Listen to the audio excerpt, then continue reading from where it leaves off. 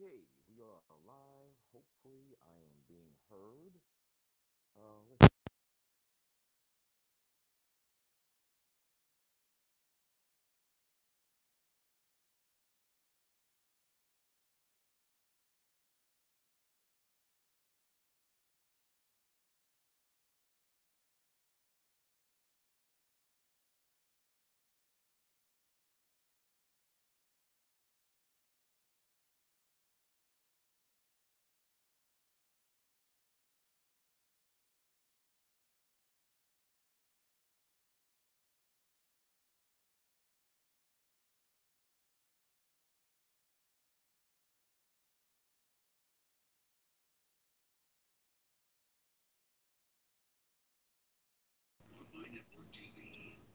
Hello. Hello.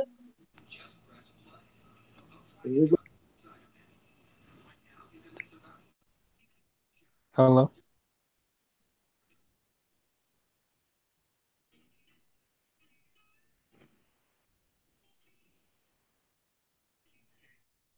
so you can see me, but what's going on?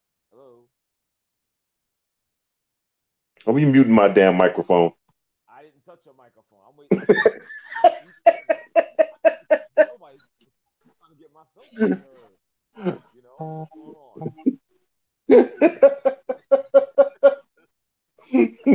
I'm trying to get yo. You can actually hear me, right? I can't hear a word you're saying for some reason. Really? Really, you're coming in really low for me. What the freak? Hold on for a second. Let me see. I thought I had everything up. I don't know what's happening here.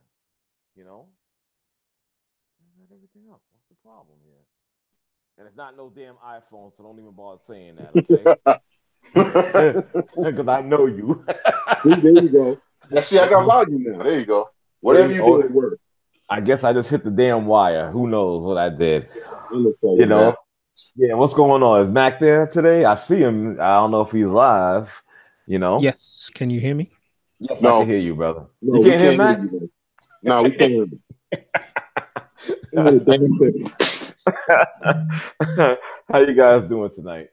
I'm all right. Oh, Oh, I hear you, man. I hear you. Mac, you okay over there? Yes, I am. Yes, I am. All right, that's cool, cool, cool. I was just telling the audience what we're gonna get into tonight. The young man from high school, and he's a wrestler. Andrew Johnson is the young brother's name, and the whole um with the referee whose name is Alan Maloney, forcing this dude to cut his dreadlocks before the yeah, match or forfeit the match. yeah. Um, which I Right. think is nonsense. So I'm gonna let you guys get started. I'm gonna add in some stuff here and there, and we just bounce this back and forth until we finish and move on to the next topic. All right. Hmm. All right. Well, we got to take into account the referee's history, Okay. which which was proven he has a racist history going back to him calling another ref the N word and other slurs, and it just was wrong. There's rules within the rule book for that city in regards to wrestling and hair, and the young man followed the rule. He had a covering for his hair, which he had, and also just his coaches needed to stand up for him and not have him placed in that situation. And if it was me, we would have boycotted. We would have left. Mm-hmm. Yeah, Hmm. that's where I'm at. See, I have a bigger problem with every adult that was there. Right. I agree with you, My Chandler. problem Okay. is with every adult that was there and Hmm. did nothing. My Hmm. problem is with that idiot who wrote that headline. Oh, that's what teamwork is. Oh yeah, I remember that. All Right. right. You know, Hmm. what the hell was the coach thinking? And what really pisses me off is you saw the post from his mother, and let me see how I can put this delicately. Um, he and his mother are not of the same. Uh, Race. yeah, Hmm. so I'm not surprised that she didn't respond appropriately. Right. As far as I'm concerned, it was, oh, well, he's fine. It's just he's shaking and thank everybody press. Listen, man. Um, you know, I know some black mothers, man. Listen, they'd have came out the stands on that ref. You ain't cutting my kid there. Yeah. Right. You know what I'm saying? It'd have been on the pot. So I have a problem with every single adult that did nothing to defend this young man. Right. The ref, yes, he should be fired. But you know what? Yep. It's a whole lot of idiot refs out there. Where the hell was the coaches and the adults? Why did they do nothing? Right. It's a good question. Why didn't they do anything? Well, I mean, it seems to be a lot of like a cowardice, you know, in situations like this in recent times, and it's inexcusable. You know, it really is. Where do you stand up for your son, for your child? Yep. You know what I'm saying? And it just seems it's just falling by the wayside. It doesn't. It seems like it doesn't even exist anymore, which is shameful. You know what I'm saying? It's very shameful. My thing is, and maybe it's not a big thing to you guys, but to me, I was just when I was reading the story, and there's a certain part that struck me funny is the fact that what was it again? That they weren't going to participate in any events where this ref was going to be at. Right. Huh? Yeah. I mean, I'm like, huh?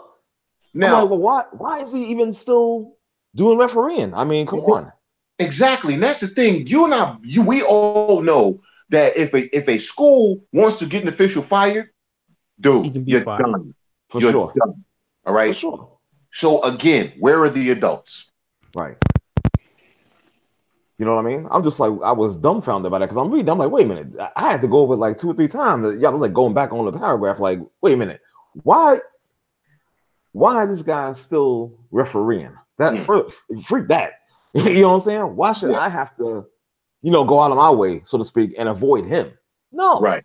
That possibility shouldn't even exist in the first place. Yep. You know what I'm saying? So come on. So now you're punishing the kids even more, by the way. Exactly. Because now you're not participating in events that maybe these kids need to go to for exposure, for whatever, or just, for life. You know what I'm saying? You want to go and expose them and have them go out and fail, succeed, whatever it is. But, you want them to get the full experience of playing sports, right? So now you're not even going to participate in events where he's at. So you're still failing the kids. Yeah. I mean, that's just what it is. You're 100% right. I totally agree with you. I think that it was some real bullshit. In addition to what you said about where's the parents, where's the adults, where's the coaches? Coaches. Where are these guys? You understand? To protect this young man. It's a lot of BS. Honestly, I'm just so sick and tired of situations like this where we just get a whole bunch of cowardice from people that should be stepping up. Yeah, they're not grabbing the mantle. You know what I'm saying? Then it's ridiculous, man, and it just pisses me off more than anything else. Because it's a damn shame. They've turned the word confrontation into a negative. Hold on, because I got too many notifications going and starting to irritate me. Give me 2 seconds here. They go off even while I'm on the phone, and it's really irritating. Nah, I feel you, man. I feel because normally notifications don't go when you're on the phone, but the newer phone now you got notifications going, you talking, it's all kind of bells and whistles. Exactly, all the time. But you're a popular guy. Man, that's all Twitter. That's all Twitter nonsense. But they've taken the word confrontation, which confrontation is not a negative thing. How you confront can be negative or positive. Confrontation in and of itself is always a good thing if you do it appropriately, because all you're doing is challenging something. To confront means to face. Yep. Why don't you want to face anything? Right. Confrontation, Chandler, and discussion, whether we agree or disagree. Right. Me and you and we all 3 of us have disagreed on something. For sure. In regards to the show, in regards to our interactions on social media, when we interact with each other. Right. And, some people, a disagreement is, oh, I can't talk to you anymore. Goodbye. Right. Blocked. I blocked you. You and your feelings. If we can't have a discussion and we can't meet out something, even if we ultimately don't agree, Right. and we disagree. I might learn something. You might learn something in this disagreement. And Right. like you said, confrontation is bad. No, it's not. And somebody should have challenged this referee. And somebody should have the rule book. Where's the rule book at?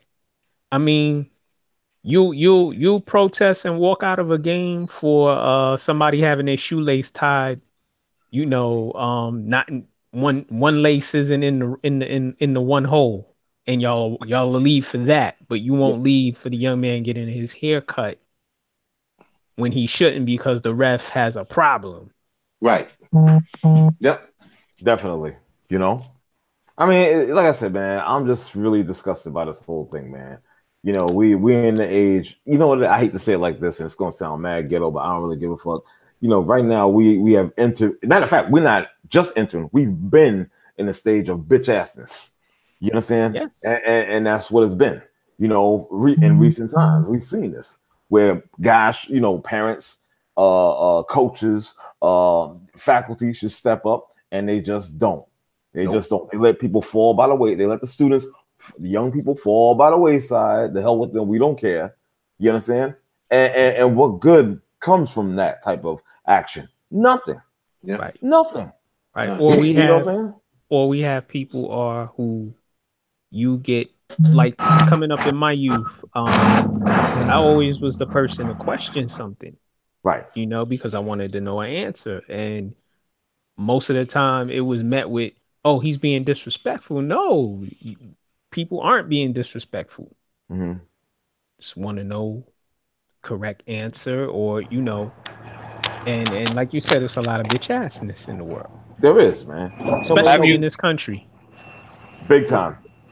You know what I'm saying? Hey, yo, I'm on, everybody. All right, I see you, Hey, brother. what's up, man? What's going All on, right. son?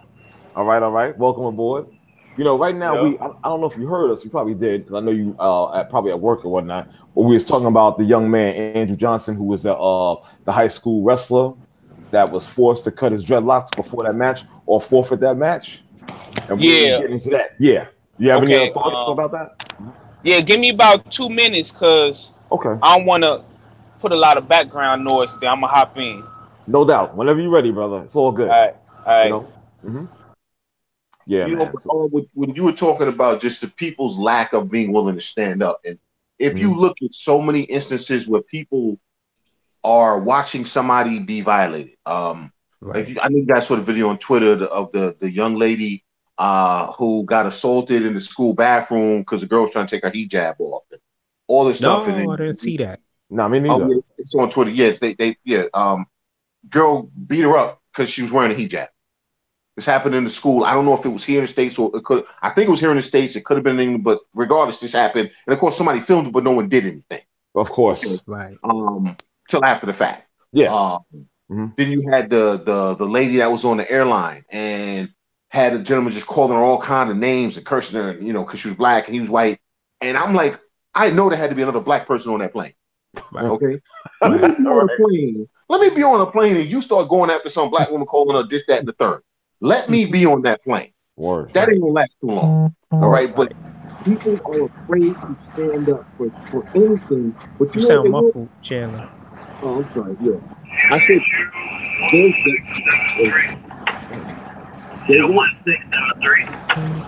Hold on for a second. Yeah. He's still muffled. Yeah, sorry about that. I muted your mic for a second because I know you had that background noise. I'm gonna bring you back in as well. Go ahead, Chan. Well, I'm saying they won't stand up for what they're supposed to, but let them, say something negative about some musician who they'll never meet, okay, or Cardi B or the Kardashians, and man, they ready to fight you, Please. But something is happening right in front of them. Oh, they ain't got nothing to say about that. Nah, they ain't doing shit. Right. Just like the young man, if y'all saw on Twitter, the young man who was in the hotel walking from his room. He had a family situation going on. He's talking to his mother, and the security guard violated him and basically threatened to have him removed from the hotel. Mm-hmm. Oh, they did. Had him get off his phone. Yeah, they had him get off his phone. And so I was on Twitter and I said, yo, boycott the hotel. So people's reaction is, well, if we boycott the hotel, people are gonna lose their jobs, and some black people are gonna lose their jobs as a result of the hotel being violated, and you know, only the guys should be fired. I'm like, well, there's casualties in war, so Right. Right. if you don't boycott and you don't really say anything, the stupid racist has won because he Well, did what yeah. he did and violated the person. It's a consequence. Right. Right. And hey, if people lose their jobs and that company loses money, that's what should happen. Not that I'm wishing for anybody to lose their livelihood, but if you work for an organization where they let people do whatever they want to do to their customers and they don't face a repercussion, you know. Well, you know what? Mark, Nico's my man Dom is you know, he's back live on and he got some time, quiet time. So I'm gonna let him get off what he had to say about the Andrew Johnson and whatnot. Go ahead, Dom. About the teenager who had to cut his hair to, you know, in order for him to participate in the wrestling match. I'm not even mad, and I'm gonna tell you why I'm not mad. Okay. Because if you are a coward, I'm not gonna stand up for you. It's just simple as that. You know, it's not that serious for you to change your image in order for you to participate in a wrestling match. You got to stand up and just tell people no. And if you don't, and they won't let you continue to wrestle or whatever's going on, oh well, go somewhere else. So I'm not mad at the white people, right? Because if you're a bitch, they gonna treat you like one. Right. It's that simple. And I don't care for the dude who let them cut his dreads. Right. A bitch is a bitch. Right. You know what? There's no other word we can call him. And I'm not even trying to be hateful or mean. Right. Right. Okay. I hope he learned from this. But you know, hey, I'm not for to sit up here and get outraged and mad about that, cause I got locks myself. Right. You know how many times people told me to cut my hair? Right. I've been growing this for 10 years. Right. And I'm still making money. So I ain't trying to hear that, oh, he needs to do that so he can advance and be a better person. That's coward talk. Yep. You're a coward, man. And I'm getting tired of seeing black men, they gotta change who they are just to continue to make money or do whatever they love to do in life. Right. With LeBron James, I'm highly disappointed. They made that man tuck his penis between his legs. Damn, over a rap lyric that had no violent or disrespectful words in it. And you apologizing for what? Right. For what? Then you got a rapper, 21 Savage, who make music talking about killing niggas. I'm a savage. Fuck a bitch in a hole. You big and bold and bad towards your own people on the record, but you let white fragility tell you to apologize. Fuck out of here with all of these people at this point, man. Fuck out of here with all of them. Listen, I don't care what nobody say.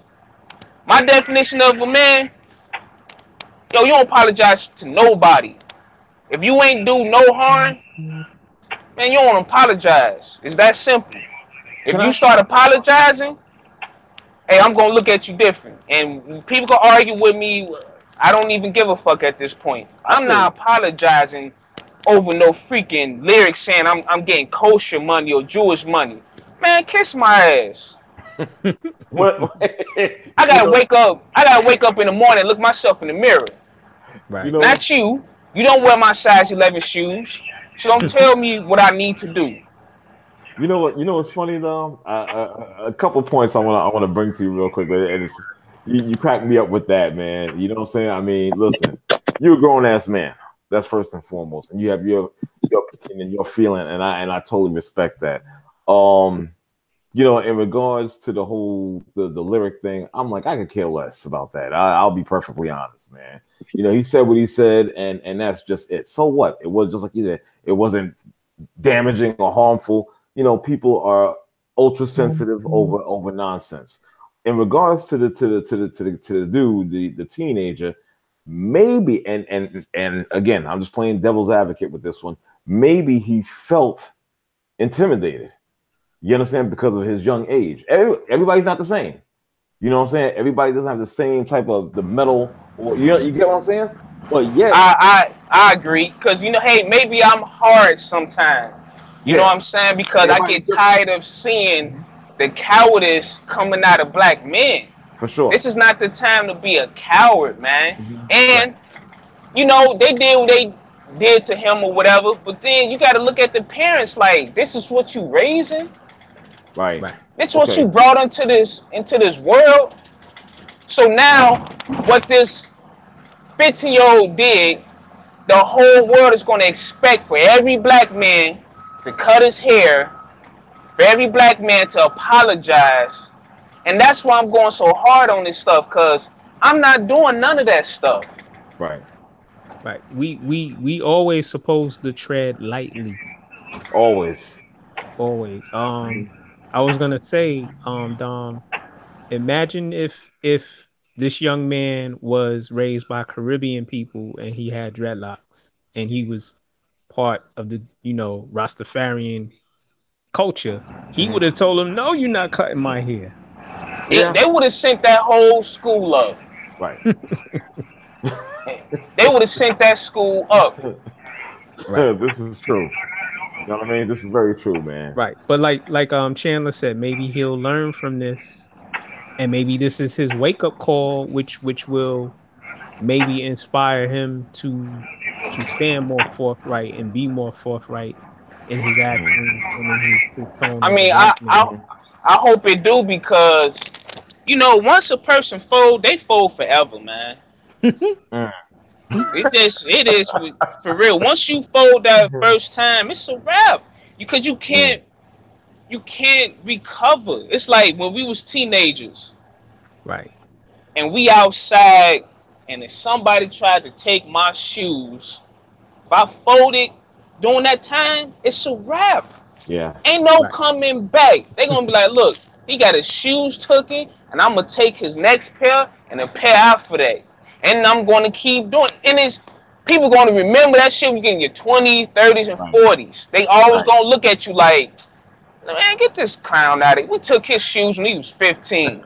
Right. You know what, Dom? I had a friend in high school. He was a little bit old. He was older than me. And he got into a fight with this thugged out girl who ran. Well, the thugged out girl beat his ass on a city bus, and after that, you know, that made rounds throughout the school. And the next day, she punked him again. She made him run out the lunchroom. So he had to change schools. Yeah.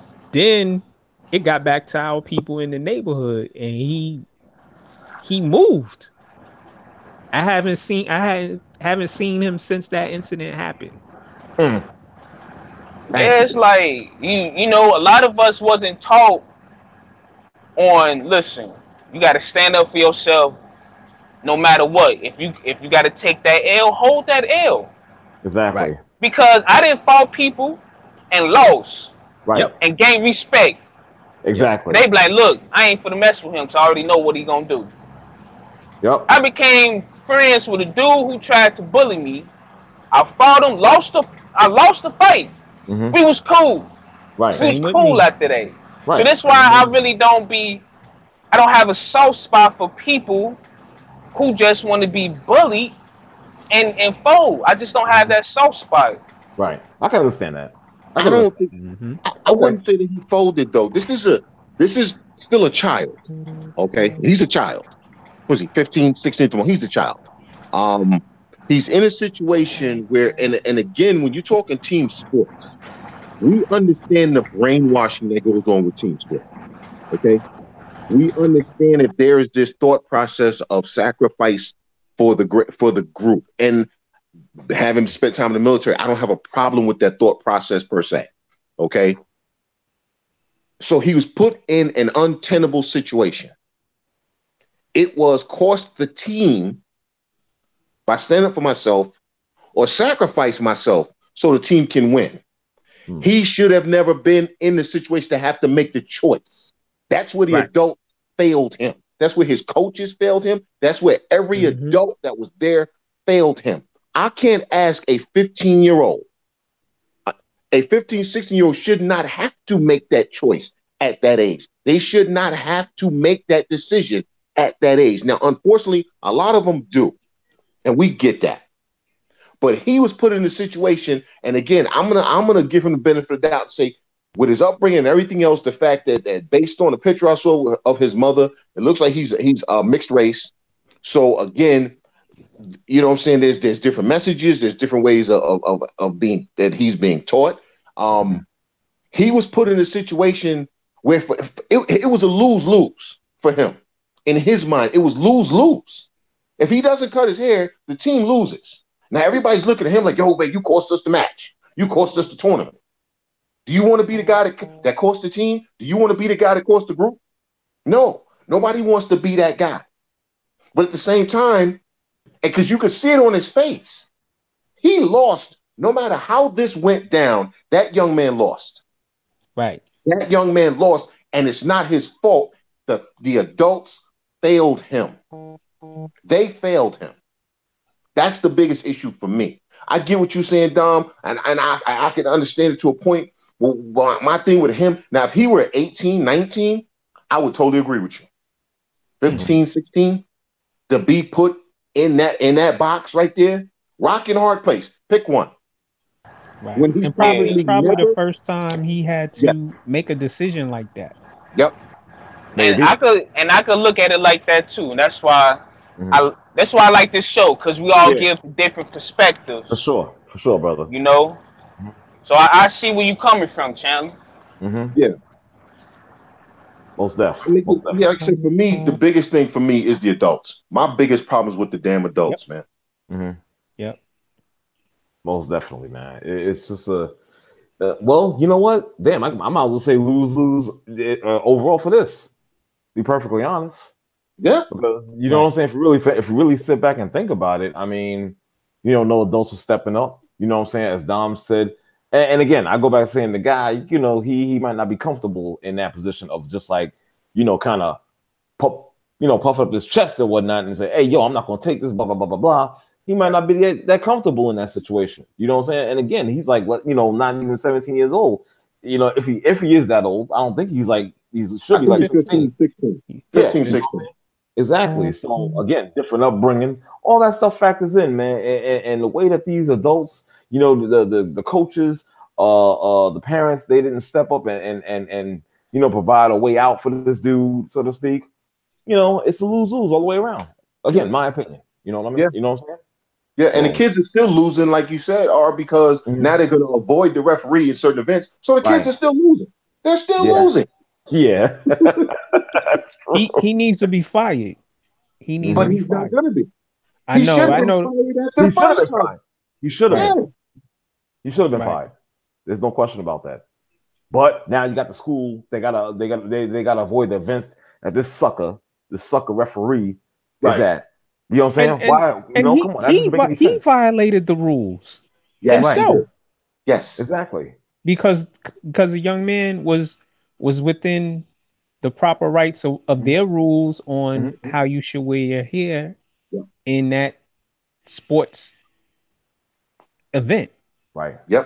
Exactly.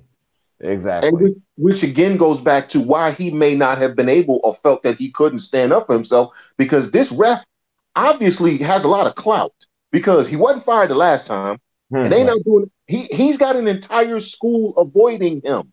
Think about that for a minute. Yeah. Do y'all think in the future, in the coming weeks after they do all the deliberating and looking into this situation, that he does get fired? Nope. Yeah, I said the same thing. I agree with I y'all. said the same thing. That's a damn I said shame. the same thing. It is a shame, but guess what? That's what the reality is.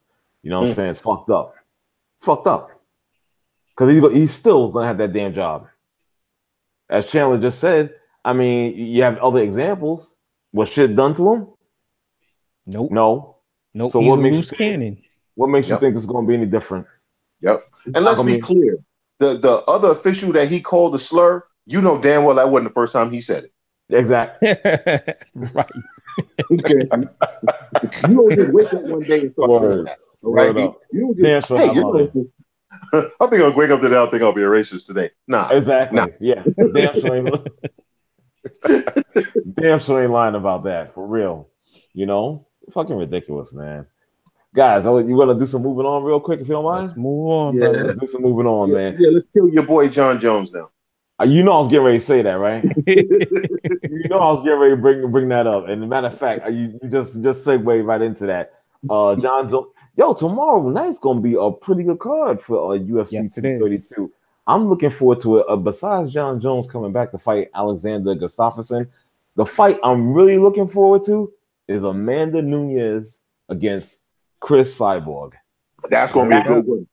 That is going to be the match. You talk about contrast of styles. You got a brawler in Cyborg, and she's not a brawler, but she's more skilled technical wise in Amanda Nunes. She could thump too now, don't get me wrong. Yeah. But as far as the power game, it's Cyborg. This is going to be a real good fight. I'm looking forward to this tomorrow night, man. Yes. You know? Yeah. Matter of fact, I was reading this article earlier today. I think they had like 100 different like fighters, trainers, that gave their opinion on who was going to win, and it was damn near a split between 100 different opinions. I can see that. Yeah, and it's based on I think Amanda might lose, but I want her to win. Because Cyborg's power game is just, it's off the charts. Amanda Nunes, however, is a great fighter. I've liked her since before she got the belt, before she knocked out Rousey. Before she made Ronda Rousey drowsy again. I liked Amanda Nunes, and I when they made the fight for her to fight Ronda Rousey, I was like, she gonna beat Rousey, and people like, nah. I'm like, yo, I seen her previous matches. She has the chutzpah, the it's in her. She just has that spirit, and I think it's gonna be a good fight. But I do think Cyborg's strength is gonna overwhelm her. I hope not, but and it's chutzpah. I hate being that guy, but I just the English it grates on me. It's chutzpah, not chutzpah. Okay. Thank you, English teacher. I can't help myself, man. Thank you, English teacher. I can't help myself. I love it. It's all good because I hate people that still say aura, and it's adults running around and do it. Oh my God. What? Aura. Oh God. Oh my. Yeah. Really? Oh yes. But yikes. See, I would like for them both to win if it was possible. You know what I'm saying? No, I hear you. Right. I would like Cyborg to win and it won't happen because she has the personality to be as big as Ronda Rousey. She has the star power. She has the it factor. It will never happen because one, she doesn't speak English well. And two, let's be honest, part of the draw and appeal with Ronda Rousey was she was attractive. No one's gonna call. I mean, I don't have a problem with the way she looks, but you guys understand where I'm going with this. Yes, sir. She's not going to appeal to Madison Avenue. No. Okay, she's just not. Neither one does.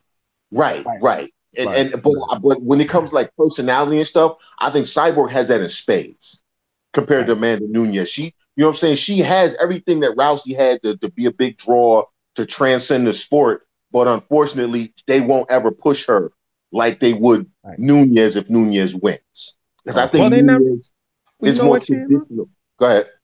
They're not really pushing Nunes either I know. in that way. And they to me they both have star power. You know, different reasons, like you said for Cyborg, but Nunes has star power also. And Yeah. you know, she's very charismatic. Yeah. And that's the sad part about it. But for me, it's a coin toss. Like whoever wins, I won't be sad. Right. You know Exactly. I won't be upset with whoever wins. Right. I've always liked Cyborg. I'm glad she's finally, really fighting and everything else. And I'm glad that people actually want to fight her now. Because remember, people were ducking her for a minute.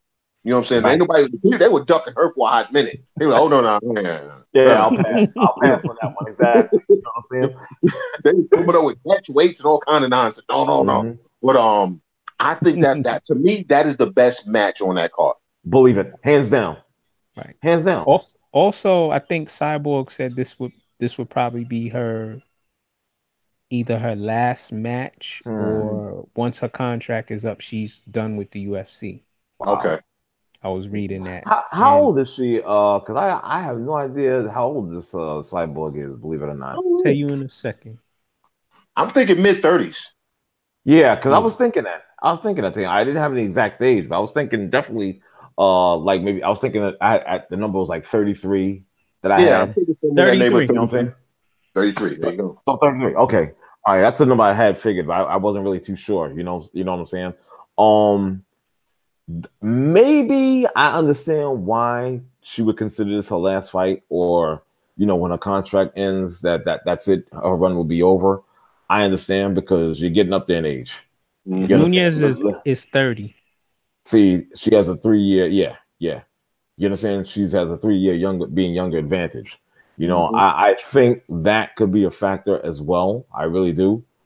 Some people wouldn't consider it, but I think that's something you have to definitely keep in mind, that that she's 3 years younger than Cyborg. I think that could factor. You know what I'm saying? I really do. And Cyborg, listen, she got a lot of fights, not just in UFC. She's been fighting for a while. Right. She has. And that's a lot of wear and tear on your body. Sure. Who knows? She may want to go start a family. You know what I'm saying? And unless she takes a lot of headshots as it is, I don't have a problem with it. If she decides to walk away, good for her, because to me, she's looking at her long-term health. She got other things she wants to do. Right. Right. So I tell you right now, I'm gonna go with Nunes on this one. Nice. You know I'm gonna go with Nunes on this one. I mean, but just like you guys said, if whoever wins, can't be mad at it. You understand? You just can't be. Because there's so much respect for these two combatants. Right. You know what I'm saying? You have one that has a certain style and the other one has a complete opposite. You understand?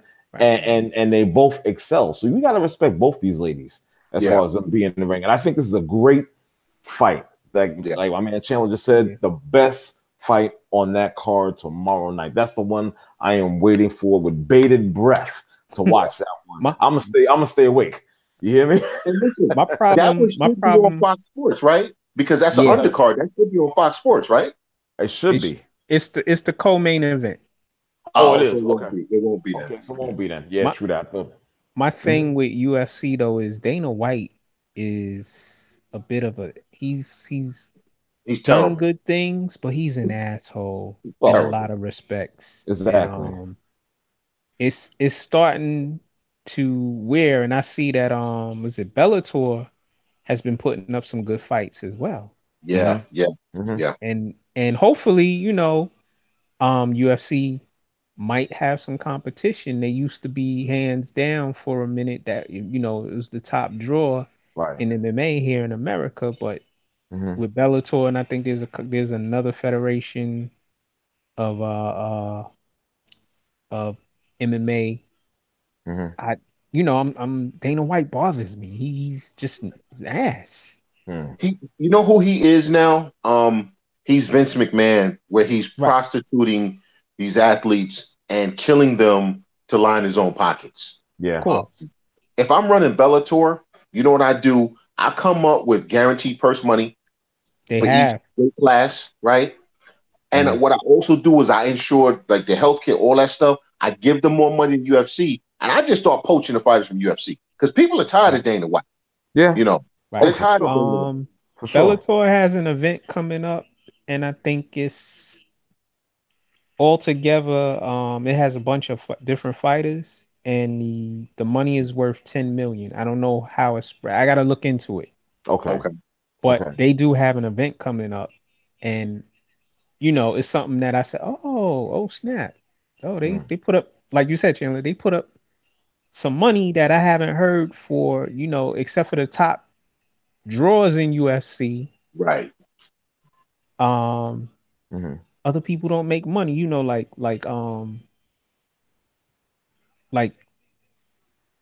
Cyborg obviously is probably gonna make some top money. John Jones makes top money.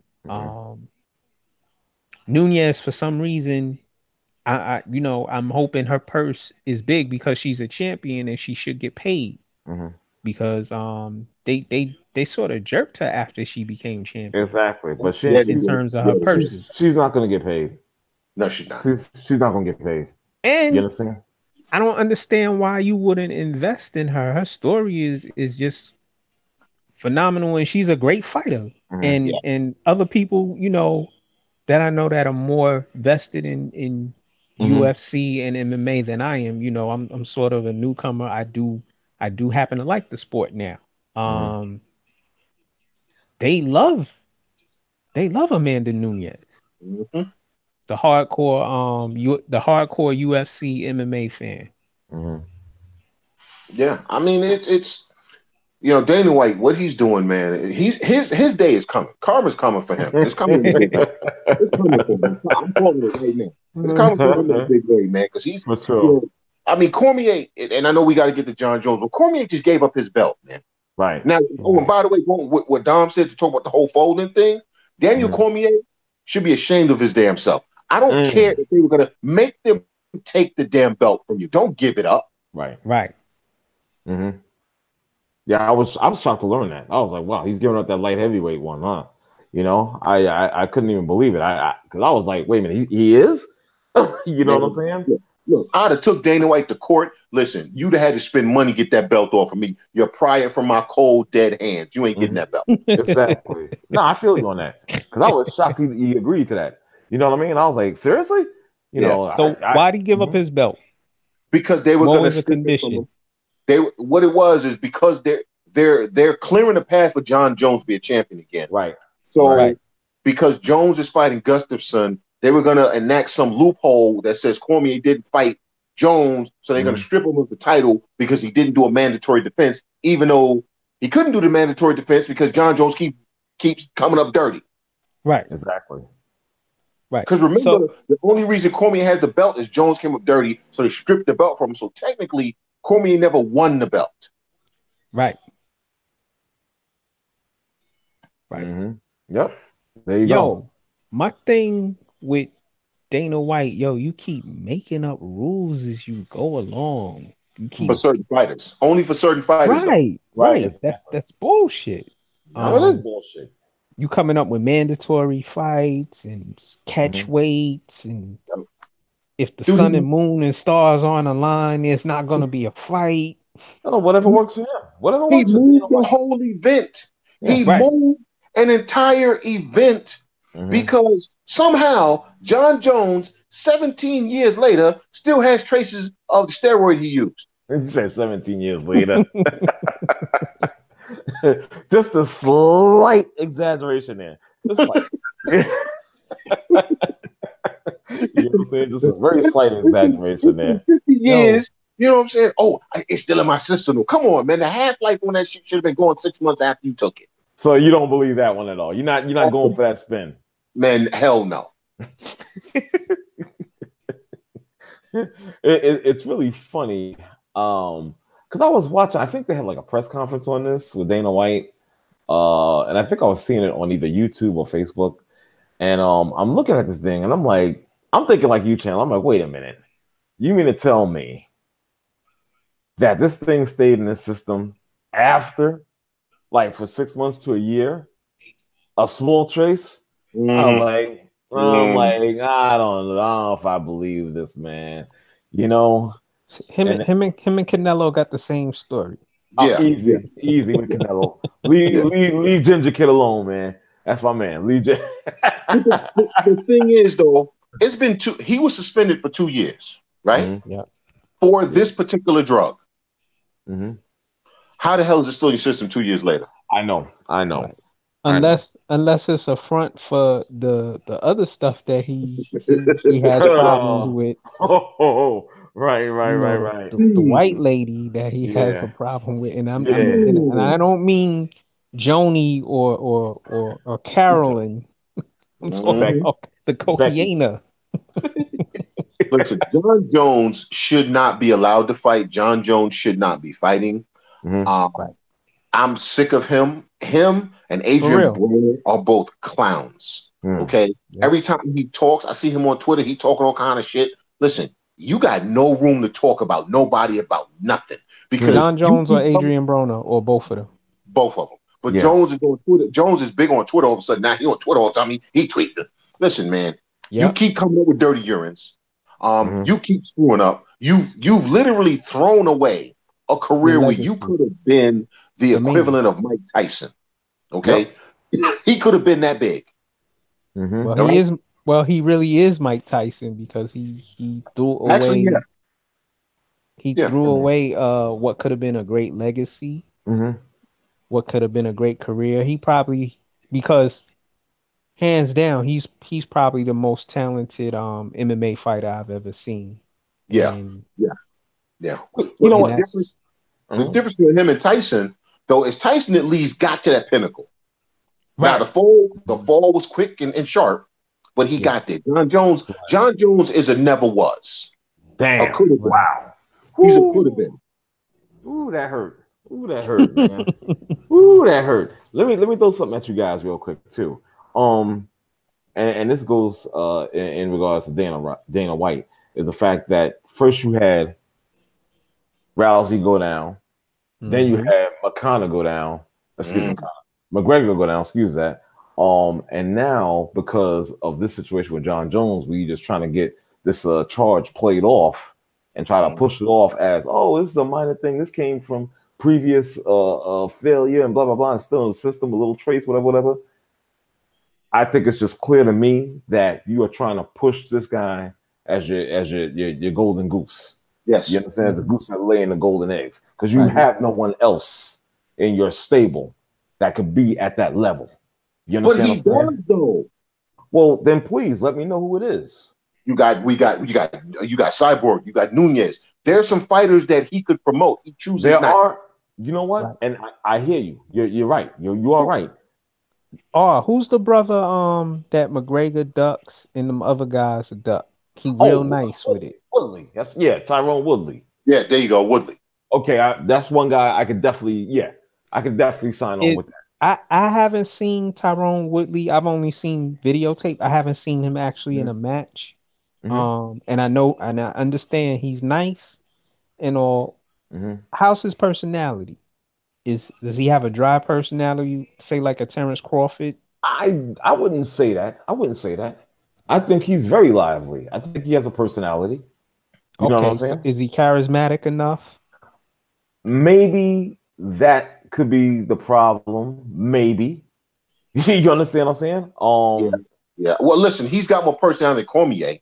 Well, no, for sure. Right, Cormier has no personality. There's no question about that. If he's got more personality than Cormier, and Cormier is a big star, you understand? They want to push him like he's the greatest of all time. In the octagon. That's the narrative that I've seen.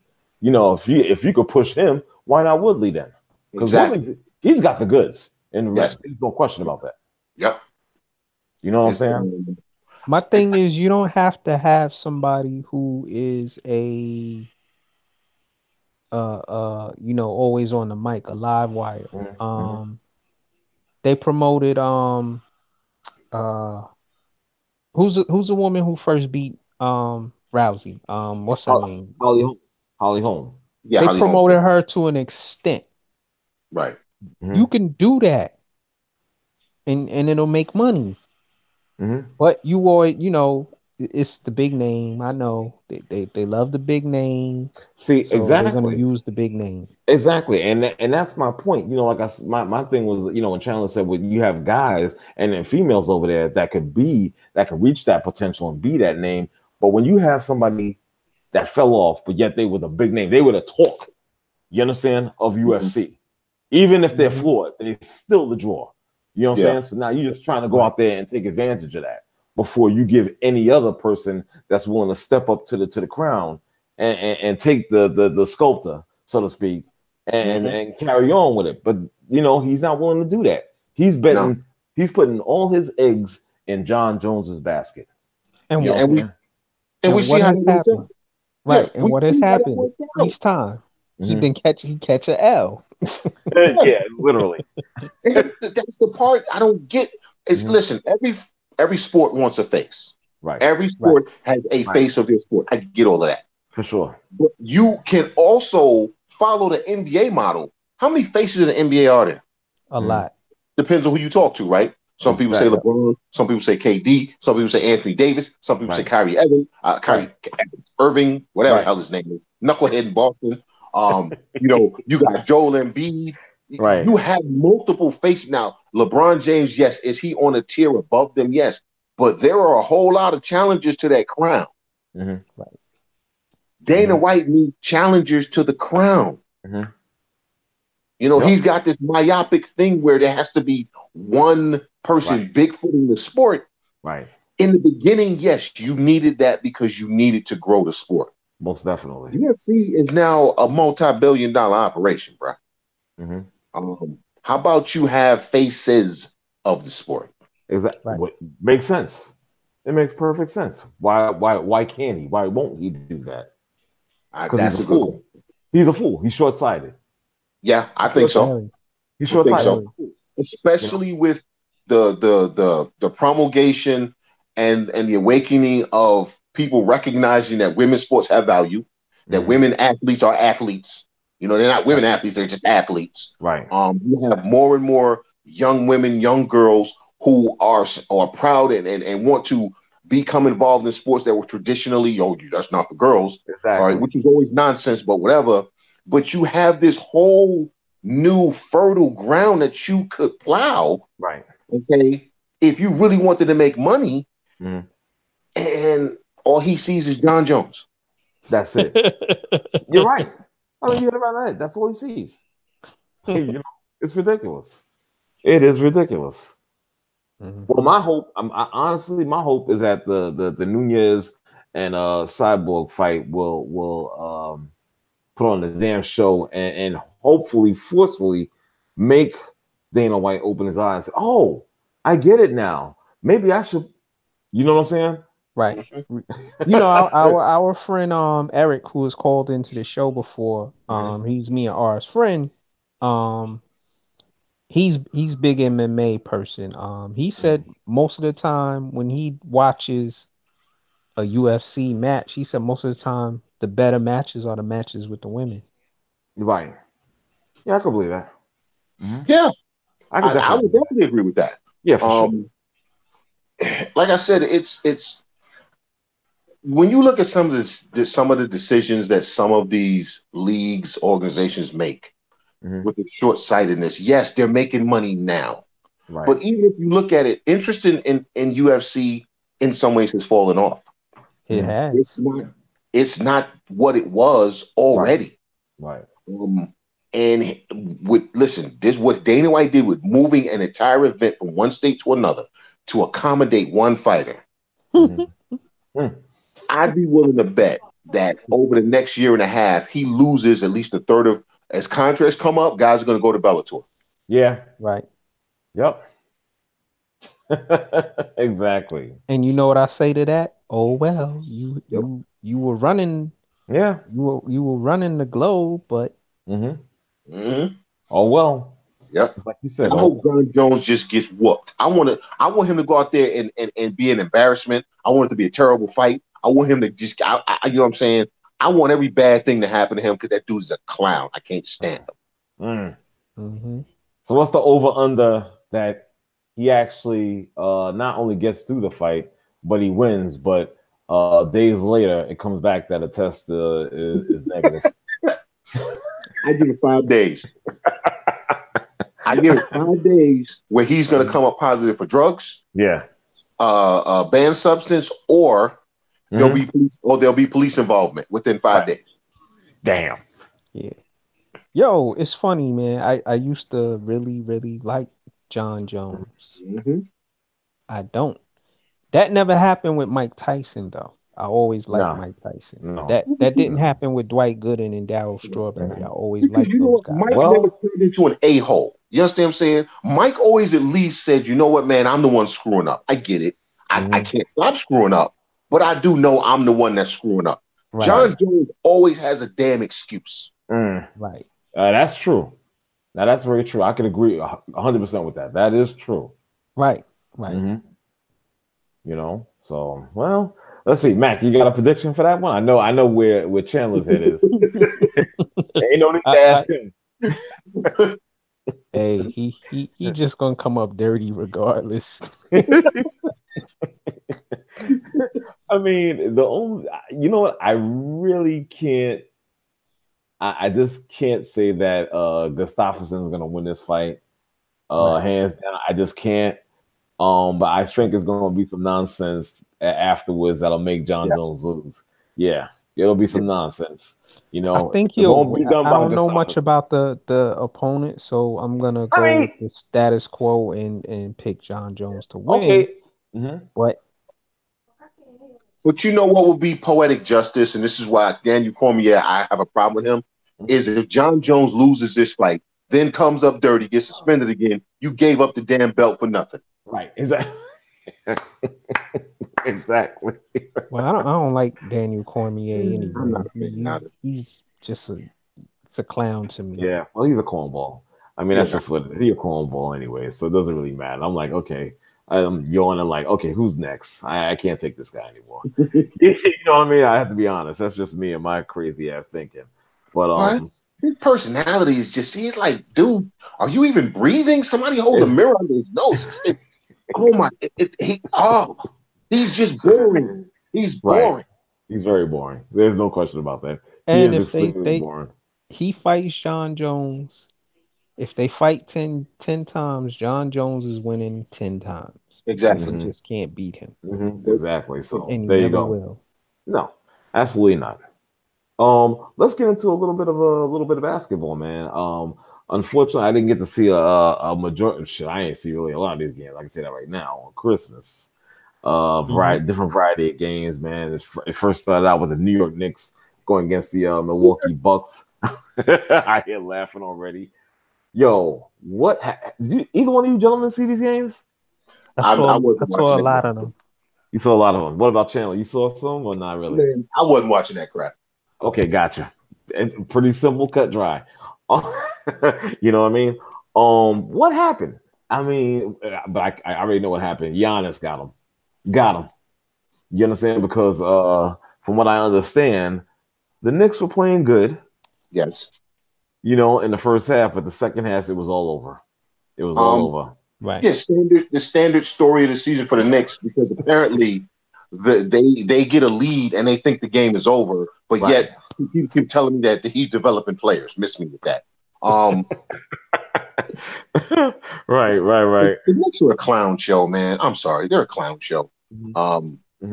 It's what has been all season long with him, which is the team jumps out fast. Third quarter comes, they fall apart. The coach is standing over there, steady clapping.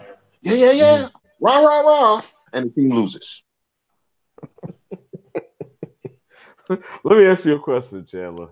Do you think that maybe it's the youth on this team? You understand what I'm saying? As far as just like their over exuberance of jumping out to that lead and you know, they don't have the ethic to carry on through 48 minutes to maintain and hold that lead. I would say no. No, go ahead, Mark. Teams take on the persona of their coach. And he right now, he's still trying to find his way and being a head coach, and that translates to what's going on the floor, especially you keep changing starting lineups every 10 games or whatever. You know, now Enes Kanter is coming off the bench, and now he's starting. Yeah, and he's starting Cornette, and Cornette actually looks good. But then I know what's coming. In another 10 games, he's gonna put Cornette back on the bench because Mitchell Robinson will be healthy again. Yeah, true. Yep. So you bury Cornette again, and this is where people keep talking about, how are you? You are constantly yo-yoing guys. You don't develop people by yo-yoing them. You don't develop them by they have a bad game, and so you bury them for 4 games. Right. You know, listen, everybody's on Ntilikina. If Ntilikina is not drafted 7th, we're not having this conversation, but he was, so it is what it is. But guess what? No, he still loses confidence if he misses a couple of shots. I know quite a few NBA players that has happened to over the years, and some of them are in the Hall of Fame now. Funny how that works. Right. Reggie Miller was no great shooter when he came into the league. Who? All right. Reggie Miller. He became what he wound up being. He was a guy who, if he missed a couple of shots early in his career, Reggie would disappear for the game. He would disappear. What happens with anybody? I don't like what I'll put it like this. You tell me honestly, you can go position by position where the Brooklyn Nets have a clear advantage talent-wise at any position over the Knicks. They don't. About the same. There is not one position, not one player on the Nets you could say is clearly better than any at his position than any player on the Knicks is. Maybe Jared Allen. No, Spencer Dinwiddie. Over who? Spencer Dinwiddie was what, a 2 guard? He's a point guard. Okay, point guard. Well, you know what? I would argue LeVert has more talent. I would argue Moutier has more talent. What about LeVert? I would argue. Oh, wait. You're saying who has the better talent and not who's playing well right now. No. I'm saying the better talent. Okay. It's about even because the Knicks have some veterans. The Nets have some veterans. The Knicks have young veterans. The Nets have young veterans, and they have young guys who haven't played a lot. Hold on, Mac. Look at the physical skill set. What I'm saying is this, right? If you just go position by position, listen, they don't have a guy better than Kanter at getting double doubles. They don't.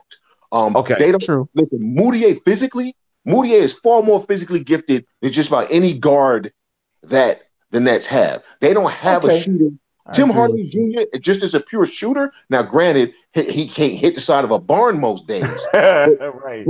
But I'm just saying, as a pure shooter, that form is damn near perfect, right? So, but yet the Nets are way better than the Knicks. What's the difference? What's the difference? I'm gonna tell you right now. Coaching. 2, this is their 2nd or 3rd year together. So now it's starting the lights are coming on in the players' heads on what they're supposed to do, and they added some different veterans who've helped. You know, I don't like Jared Dudley, whatever his name is. Jared, stop talking about the Knicks, but Pillsbury Doughboy. Yeah, but Jared has helped. Some of the other veterans that they added this year also helped. They're helping these young guys. And how about that? Actual veterans. How about that? Okay, and I'll give you another team, the Sacramento Kings, 1st-year coach. How are the Kings doing? They're better than the Knicks. Slightly. I couldn't even tell you. They got a better record than the Knicks. Wow. Slightly. And again, I would argue talent wise, the Knicks. Wait a minute, way better. Sacramento's. Sacramento's 8. They're 18 and 15. Yeah, they're like that. They're on the cusp of being an 8th seed, bro. They're on the cusp of being an 8th seed. All right. 9-7 at home, 9-8 on the away, and they're 11-12 in their conference. There you go. And I would argue that the Knicks collectively have more physical talent than the Kings do. What's the difference? Right. Keep going back to coaching. Yep. Right. There it is. There it is. You know what I mean? Also, in another game on Christmas Day, it was the OKC Thunder taking on the Houston Rockets, and the Rockets won by 4. I think the score was like 113 to 109. Was that the game that Harden went off? Was that Harden? He had a good game. Yeah. Okay. Yeah, he had 41. All right. Yeah. That's just a good game tonight, 41. But the thing is, I'm hearing that the Houston Rockets are trying to make waves. You know, they're getting back on quote unquote track, so to speak. They'll never have that record like last year. No, we kicked that out the window. That's not gonna happen. No, but Chris Paul had his annual injury. I heard. The first of his annual injuries. Right, Chandler. His annual injuries. I heard, man. I was cracking up. Yo, as soon as I saw that, I'm not even bullshitting. I thought about you guys, and I said, I wonder what these two guys think and whatnot. You know what I'm saying? Because I just started cracking up to myself. I was like, damn, again? You know, it's like, what the hell, funny? Man? He can't help himself. Funny? Last year they were like 10th in defense. Mm-hmm. This year they're around the same, but offensively they're not as good as they were last year. Right. They're averaging. They give up about 108, 109 points a game, but they're scoring like 108, 109 a game. Right. So, what I have to point out to last year how they lost. They shot 0 for 27 in the second half on threes. Right. Exactly. They miss Trevor Ariza more than they realize. Believe it, dude. Defensively and offensively. And they miss him and they miss Bamute because there are guys that are guys, and there are guys who do things that don't show up in the box scores. Exactly. And Bamute, whatever team he's been on, those teams have been relatively successful. And when he's left those teams, they haven't been quite as good. And you can't point to anything stat-wise that he does, but obviously he does something. Yep. Right. I would agree with that. Right. Capella's been playing good. He's been playing good. Gordon and Harden, what's gonna happen to them is what happened last year. Yeah. At some point, the defense isn't as good. It's better than it's been in previous years. You know, a D'Antoni type team. But at some point, Harden and those guys, they're gonna shoot themselves out of a game. Well, yeah, they're gonna be performing and disappearing at it. Right. They don't have a third scorer if Chris Paul isn't healthy. Right. Okay.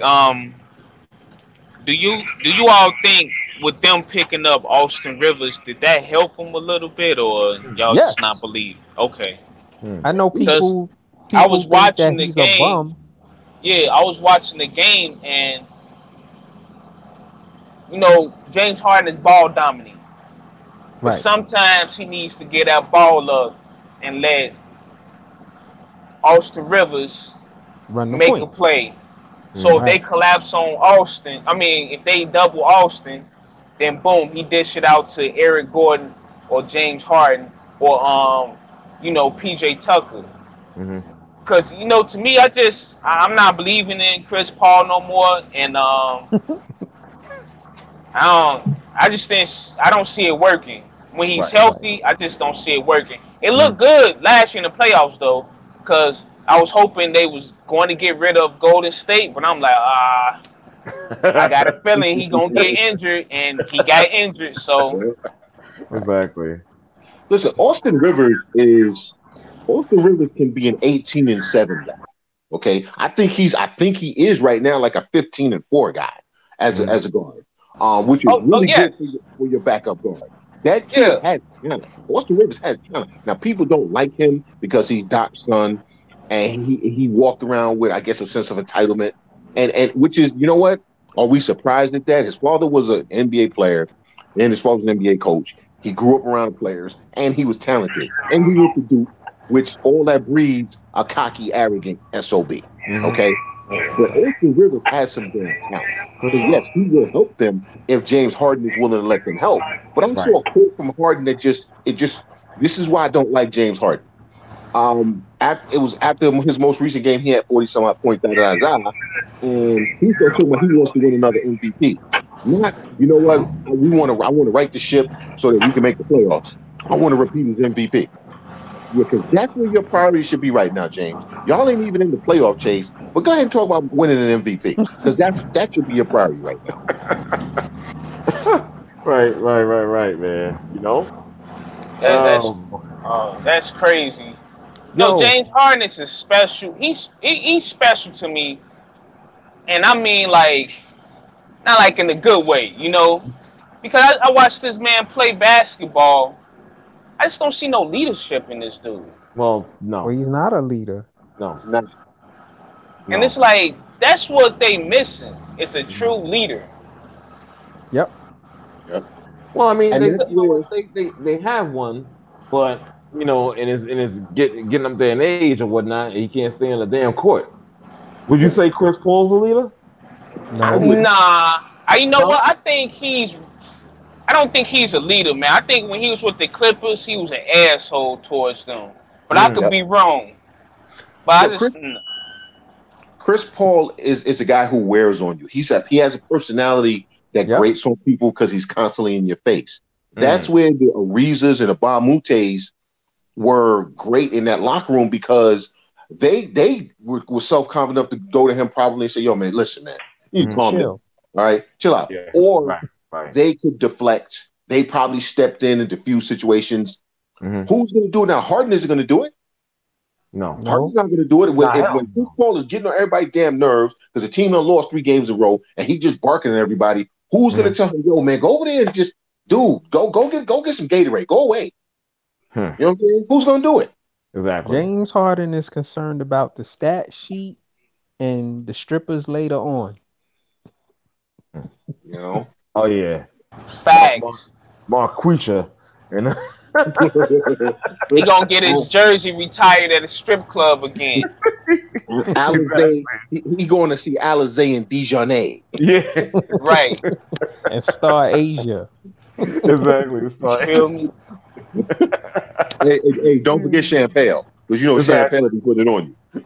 You know what I mean? And Eric Gordon's never been a leader, and he's another one. He just gonna shoot to his heart's content. Right. Now, in another game action, I'm moving on. In the Eastern Conference, there was a game between the 76ers and the Boston Celtics, and of course, the Celtics came up with a 124-114 victory over Philly. What's some of your thoughts on that? I don't know if you guys saw that game or not, but what were some of your impressions from that one? Kyrie Irving is another one who has his annual injury, so I'm waiting for that to happen. And Boston isn't as good as they were last year. No, and this is with Gordon Hayward return. You know what I'm saying? Being in the lineup. Yeah, it's like those two to me affecting everybody's game. Right, they need to feature Jason Tatum more. Definitely. Yeah, because Jason Tatum, he one game he's there, next game you don't even know. And like he's on the court, but you be like, and that's a shame. 5 points, and that's a shame 30 because minutes. The boy's talented. That's a shame. Right. Yeah. The worst thing, in many ways, the best thing that happened to them last year was the fact that Irving and Hayward got hurt because they found out what they have in Tatum and the other guys, Jaylen Brown, all those guys. But the worst thing that happened to them is that they found out about those guys. Because now those guys are like, yo, I'm not deferring to you, Kyrie. You're not better than me.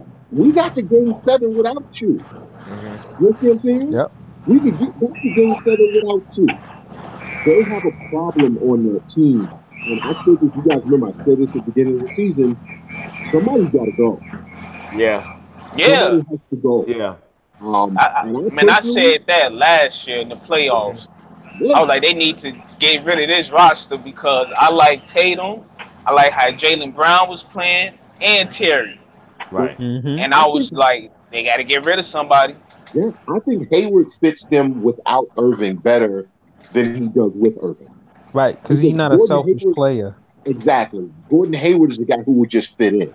You understand what I'm saying? So you could kind of do the rotational thing that they had going last year. You can't do that with Kyrie Irving.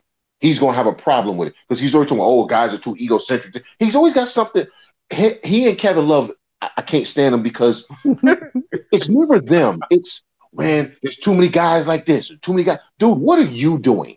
Okay? What are you doing? Stop telling me what everybody else isn't doing. Tell me what you are doing. Right. I think they need to get rid of Kyrie Irving. I do.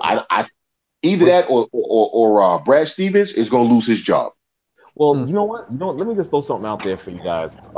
You mentioned that, Kyrie's got to go. I've been hearing this from a few of you guys or whatnot. And I'm inclined to agree with you. But now let me throw something in the mix. Again, me playing devil's advocate. With that being said, do you think that they can would this actually work?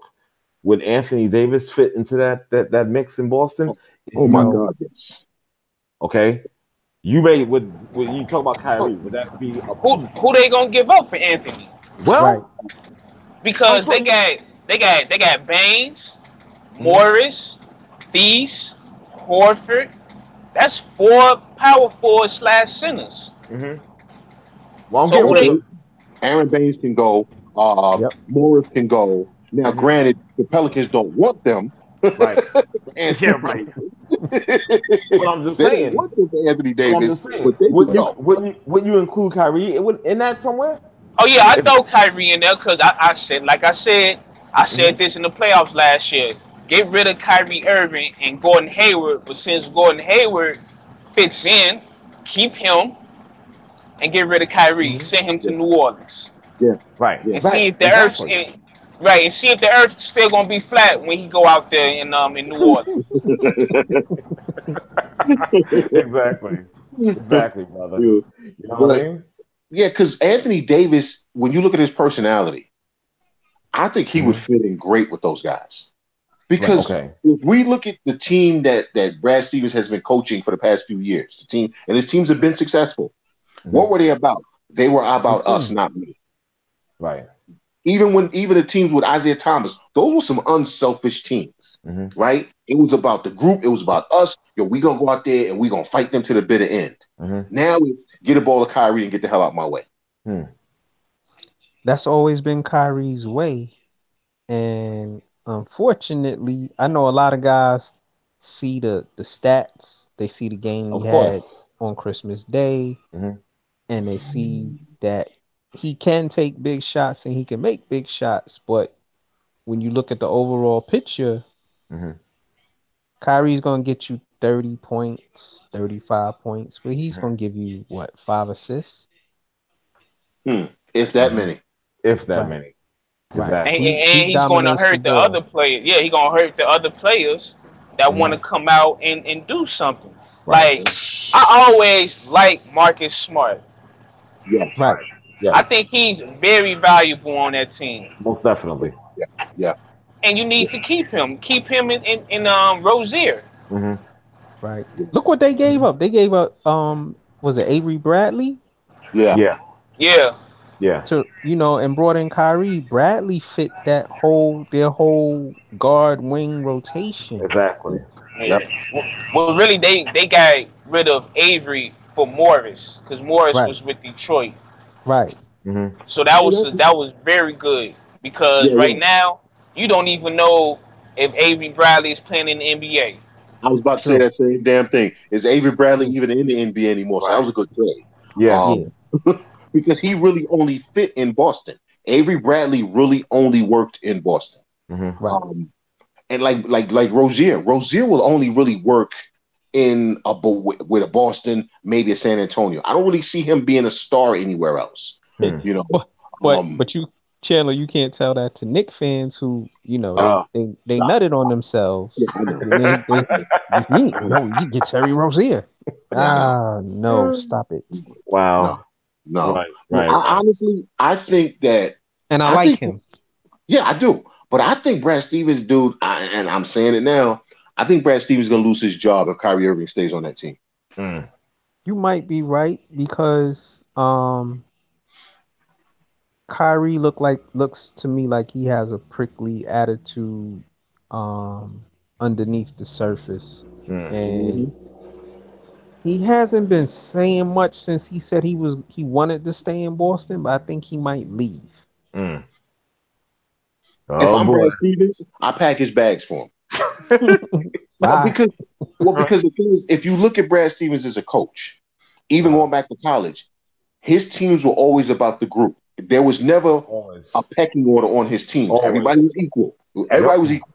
You know what I'm saying? You pulled your weight, you played. If you don't pull your weight, you don't play. Period. End of story.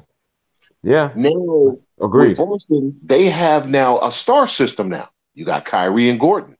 They're the stars of the you don't even hear anyone else's names anymore. No. Remember last year, when the last time we heard anybody say anything positive about either one of the Morris idiots? All you heard was nothing but good stuff about Morris. Aaron Baines, dude, Aaron Baines was getting video clip highlight packages on ESPN. Aaron Baines was getting highlight packages. Right. You know what I'm saying? And now all you hear is Kyrie, Gordon Hayward. That's it. Mm-hmm. And statistically, Gordon Hayward isn't lighting it up right now. Yeah, because he don't start. Right. Jason Tatum start and Marcus Which he should. Yeah. They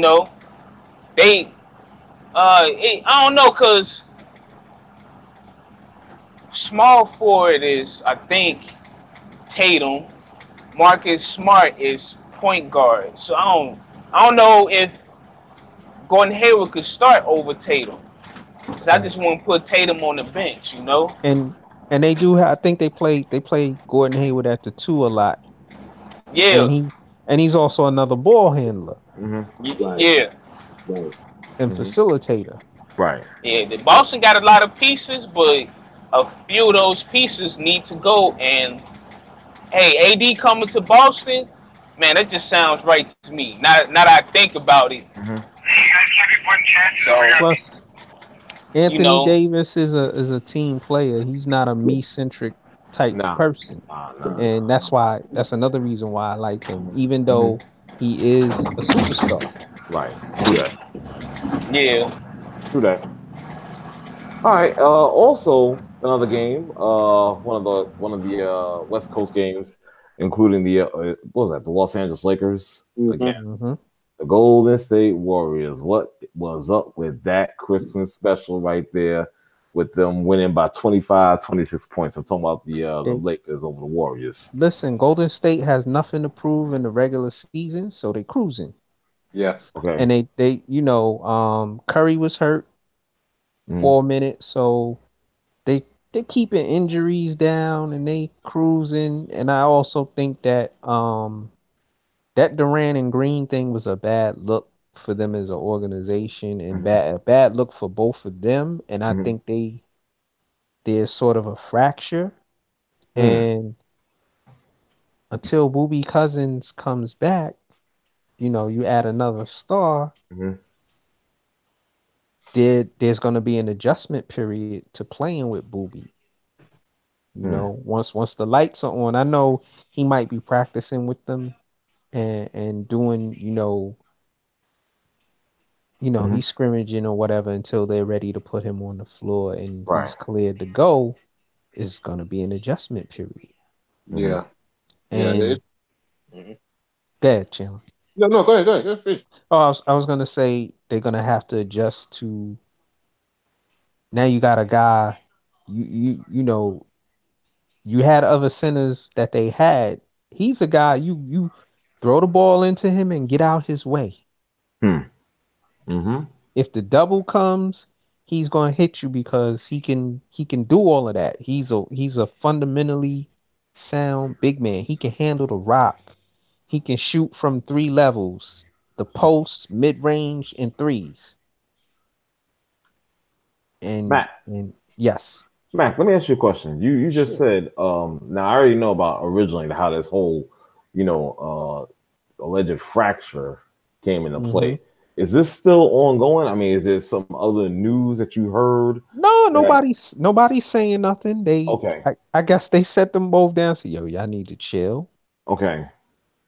And there wasn't like another flare up that happened that I missed. No, but I think Draymond doesn't like KD and KD doesn't like Draymond anymore. And yeah. I think the fact that you keep hearing them saying that everything is fine, right? You don't have to keep telling me everything is fine. Right. That's true. It's like you're in a relationship and she keeps saying, "Oh, nothing's wrong. Something's wrong. Man. Something wrong. Right. Exactly. If you keep saying ain't nothing wrong, it's something damn wrong. All right. For real. Because if ain't nothing wrong, she don't have to keep saying that. Exactly. No, you're right. I agree. And they're going out of their way to be like, "Oh no, we're good. We're good. We're good." And they make it a point now of before every game, they out there on the court and people see them chumming and laughing and joking. It's obvious that they're trying to make everybody think everything is good, and they're trying way too damn hard. Way too hard. Exactly. There you go, brother. It's like you said, trying way too hard. You know what? It's okay, man, because you know what? If you had said that to me, I might have a problem with you for a while, and it's okay. You know what I'm saying? It's okay to be upset with somebody. Listen, as long as I respect you and we work together, I ain't gotta like you. Yep. Facts. Yep. When Latrell Sprewell and Allen Houston, two different type of dudes. They might not have hung out together, and they've even said they had a friendship, but not the way people wanted them to be friends or whatever. Right. Sprewell go his way, Allen Houston go that way, and even when the Knicks had that team, they had guys on the team who were religious, like Allen Houston, Charlie Ward, a couple other guys, and then they had Sprewells, the LJs. So we don't have to be on one accord. Right. We have to work together, and we gotta and it worked. They played well together, and they respected each other. You know what I'm saying? They did have mutual respect for each other. And that's all that really was required, was they respected each other enough to say, you know what, you live your life, I'm going to live my life. I ain't going to disrespect you. I'm going to let you do your thing when y'all doing your prayer thing, whatever. I'm going to be respectful of it. We over here playing our music. Y'all leave us alone. We good. Right. I think Draymond and Durant don't respect each other anymore. Well, I know I'd be willing to stake my life on the fact that Durant has no respect for Draymond with what he said. Because here's the proof. You talking about you don't need me, but you're the one who called me. Right. Yep. Yep. Wow. But now that we've won 2 championships since I came here, now you don't need me anymore. You won before you won once before I got here. You haven't won twice more since I've been here. And you struggled before I got here. Right. Wow. Yeah, true that. I ain't gonna knock it. So now let me just say this real quick.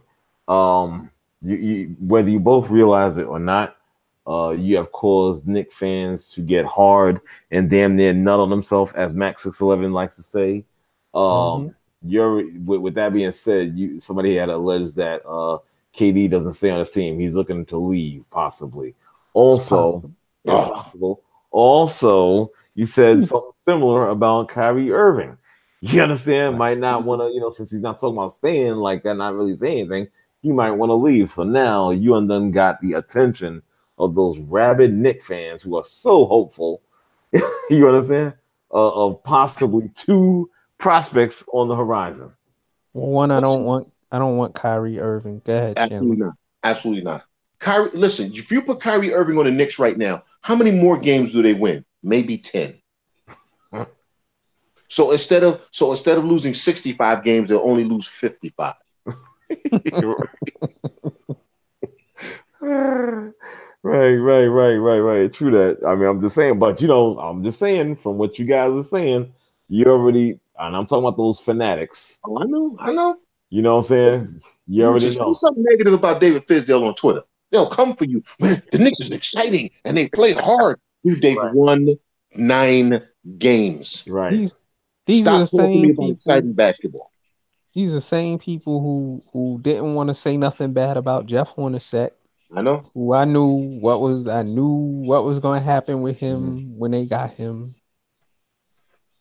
Yep. Can't say nothing bad about Phil. No. Now you can't say nothing bad about Mills and Perry. No. Oh my God. Nah, you can't do that. Yeah. You can't say anything bad about anybody. You can't say nothing bad. We had our brother Kevin on. You can't say nothing bad about Dolan. Right. Yeah, because how dare I say the Knicks ain't trying to win? Okay. They not this year anyway. That's hilarious. I'm waiting for Fizdale to sub me and Chandler in. Man, look. Chandler, get on the low block, and Mark, you get in the corner and you wait for the three. All right. Yeah, exactly. Let's go. There's a saying that when someone shows you who they are, believe them. Yep. David Fizdale showed you who he was in Memphis. He's shown you multiple times who he is. He's a liar and the truth ain't in him. Ooh. Remember, this is the man that started the season saying Kevin Knox was going to start. Then he turned around and said, oh, well, I got guys in there that they would have had a problem with it. First of all, last I checked, you ain't got no damn All-Stars on that team. I don't give a damn. Listen, Kevin Knox was our number one pick. I don't give a damn if you don't like it. What have you done in the league that you're going to be upset Kevin Knox starting over you? Man, you better go sit down somewhere. Okay? That's hilarious. Nonsense like he would have lost the locker room. You ain't got no damn locker room to lose. Right. It's your first year. Who gonna be mad? Enes Kanter? Oh, Enes Kanter get double doubles. Yeah, how many games the Knicks won? They won 9 games while Enes Kanter's getting his double doubles. Me with that. Enes Kanter, you told I want to be an all-star. You don't get to be an all-star on a team that's won 9 games. Enes Kanter wants to get paid. Right. There you go. That's the bottom line. He wants to get paid, and they affecting him getting paid if he doesn't get his double-double, and he doesn't. There it is. And if he doesn't get a nod to go to the All-Star game. Mm-hmm. But he's not going to get paid, though, because his game is limited. In this era of basketball, he's a dinosaur.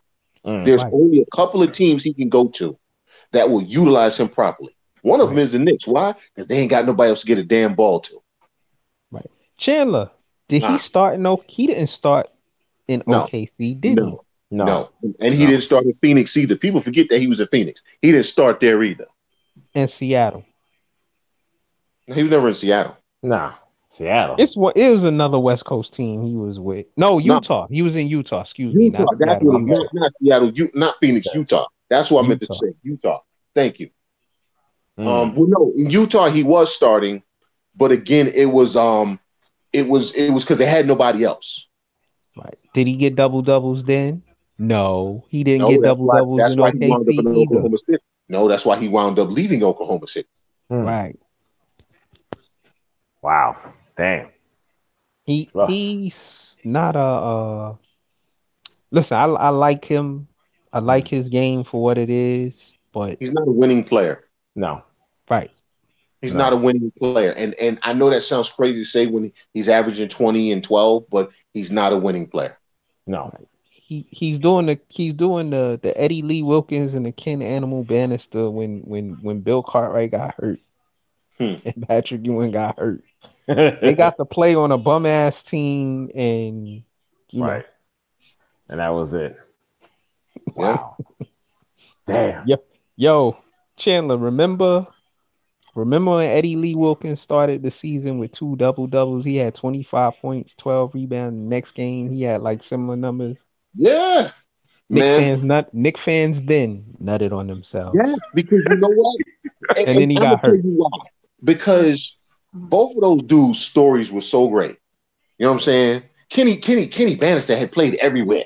You know what I'm saying? One man was playing pickup games in the Outback, and then he made it to the NBA. You know what I'm saying? So I was rooting for him. Eddie Wilkins had that damn Jericho dripping everywhere. Nobody could guard him because they can't slip in the Jericho juice. You know, come on, man. Yo, all you gotta do is have one game. It's dudes nutting on themselves for Cornette. Now, Mark, shut up, man. That shit. But no, hold on. The thing with Cornette is this, and I said this last year. You didn't. Good. Cornette has talent. He does. If he's used properly. He actually, I put it like this: if he was on a team where he was actually used properly, he could be a starting big man on your team, and he'll get you. I think his ceiling is 15 and 5, 15 points, 5 rebounds. Okay, that's not bad. Right. He could do what what's the guy Houston gave the bad contract that they was trying to send here? Anderson. Ryan Anderson. He's a Ryan. Not saying they play exactly alike, but he's a Ryan Anderson type dude. Yeah, and the thing is, he's a better rebounder than he's given credit for, and he's defender. a better defender than he's. Because remember, he's 7 foot tall. Right. Yeah. No, he's a legit 7-footer. Exactly. And he can move a little. Exactly. But the thing is, if you bury him, well, you'll never know what you have if you don't let these guys go through the growth pains. There you go. Pick a rotation, stick with it, and let these guys fail and grow. Stop every 5, 6, 7 games. Oh, well, you seem like you hit a wall. You out for the next 5 games, you win. Come on, man. Also, yo, Mario Hinosa don't belong on the team. Nah. He's only there because he's Perry's guy. I think why they doing Frank the way they doing him is because that was Phil's pick. That was Phil's pick, and it was Clarence Gaines who insisted on getting Frank when we could have had other people at that spot who were available. Right. And this is why I call Fizdale a liar, because you tell me that the reason you won't play Frank is because he's not aggressive enough offensively, right? But we know Frank is an elite level defender, again, for this era of the NBA, right? Yes. Mario Hezonja couldn't guard a dead man in a mortuary, okay? Mario Hezonja barely takes 3 shots a game. But you're telling me that the reason you're playing Mario Hezonja is even though he gives you nothing on offense, it's for his defense. Which is supposed to be his specialty. His end is supposed to be offense. Right. But you won't play Frank because he's not giving you anything on offense and he's superior defensively.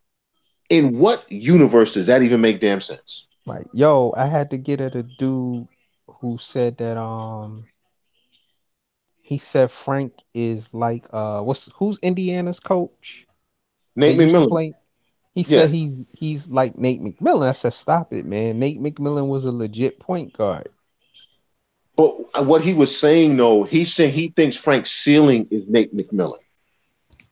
Well, that's not a bad ceiling. That's not a bad ceiling. It's not. But Nate was a real point guard. Nate just happened to play with another greater point guard in Gary Payton. Well, and if you go back to college, and remember they also had Thurl Bailey, who's a 6'11" point guard. We didn't get into that. They had dudes who can handle the damn ball on that team. Right. They had cats who can handle a rock. But I think Frank's ceiling is Nate McMillan. Here's the thing. I think Frank is a point guard. I don't. When you look at the fact that the offense runs smoother when he's on the floor, it does. Right. That's a point guard. When you look at the fact that he usually gives guys passes in the pocket. Now these cats is fumbling balls and they missing shots. But if you look at how he passes passes like a point guard. He runs the team like a point guard. You know what he doesn't do like a point guard? He doesn't lead like a point guard. He doesn't score like a point guard. Now the scoring I think will come. And I also think the leadership will come, but that's going to take time because his personality is such that, like a lot of players who are really talented, he ain't got a lot of confidence, man. Right. Well, taking into consideration his age, he's 19 now. Right. Yeah. He's not as confident as people would like for him to be. And we see this with a lot of supremely gifted athletes whose self-confidence, dude, is like very fleeting. People forget that most athletes, and you guys know this, the better the athlete is, a lot of times the less confidence he has in himself. Yep. Which is counterintuitive, but there it is. You know what I'm saying? You got a lot of these guys that had a lot of self-doubt, and that's what drove them to be great because they kept thinking, I'm not good enough, I'm not good enough, I'm not good enough. So when they Right. struggle, when they're younger players, and Clyde talked about this, when he was younger and Clyde in college and he had a couple bad games, he would get down and think, "Oh man, I'm not good enough." Yeah, you are good enough. And eventually he got there when he got the Knicks, Red Holzman, all of that. Frank doesn't have the right coach. He hasn't had the right coach Right. for him because he needs someone to understand that it's going to take him 4 years. It's going to take him the full 4 years to really become the player I think he can, the player he's going to be. Look. What did I just say about the Nets? It's been 3 or 4 years. Mm-hmm. What's happened with what's the name from Russell? Right. The light is starting to go on, and you've said this on the show, Chandler. Yeah. It's happening with Moutier. Yeah. It's no coincidence that now he, at the beginning of the year, I told the bully from our show, Mr. Van Exel, I was like, yeah, they should trade Moutier, and we would go back and forth, and he said, nah. And like you said, Chandler, it's this is what Moutier's third or fourth year, right? He's going into his 4th year. Right. The light is starting to go on physically. He's growing into his body. Right. Um, he's worked on his different aspects of his game. Right. We all know he still can't finish to the level I want, but he is finishing better. Yeah, he is. He is finishing better. Yeah. And He that's why I'm not going to give Fizdale credit for Vonleh. I'm not going to give him credit for Trey Burke. I'm not going to give him credit for Moutier because guess what? It's time for them to have evolved into these players because all of them were one and dones, right. and all of them came into the league basically just trying to exist on physical talent, and it don't work like that at this level. Right. Just like I was reading an article on Knox. He said early in the season he get the ball and he try, he's going right. He's right, Mhm. right dominant. And he would go to his right. People gonna look at you and this kid likes to go to the right. Well, let me turn him to the left because I'm not gonna let him go right.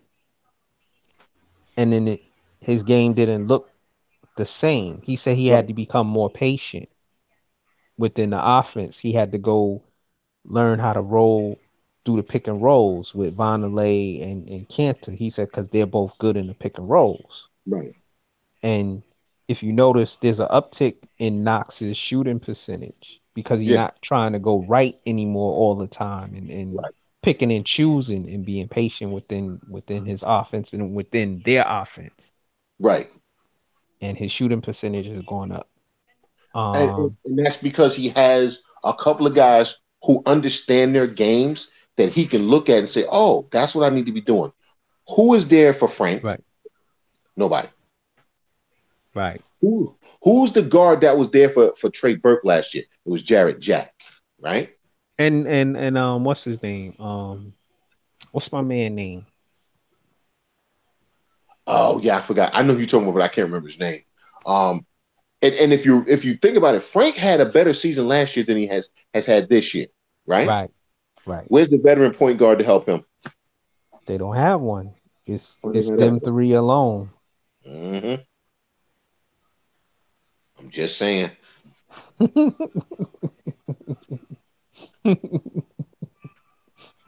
Yo, y'all want to move on to football?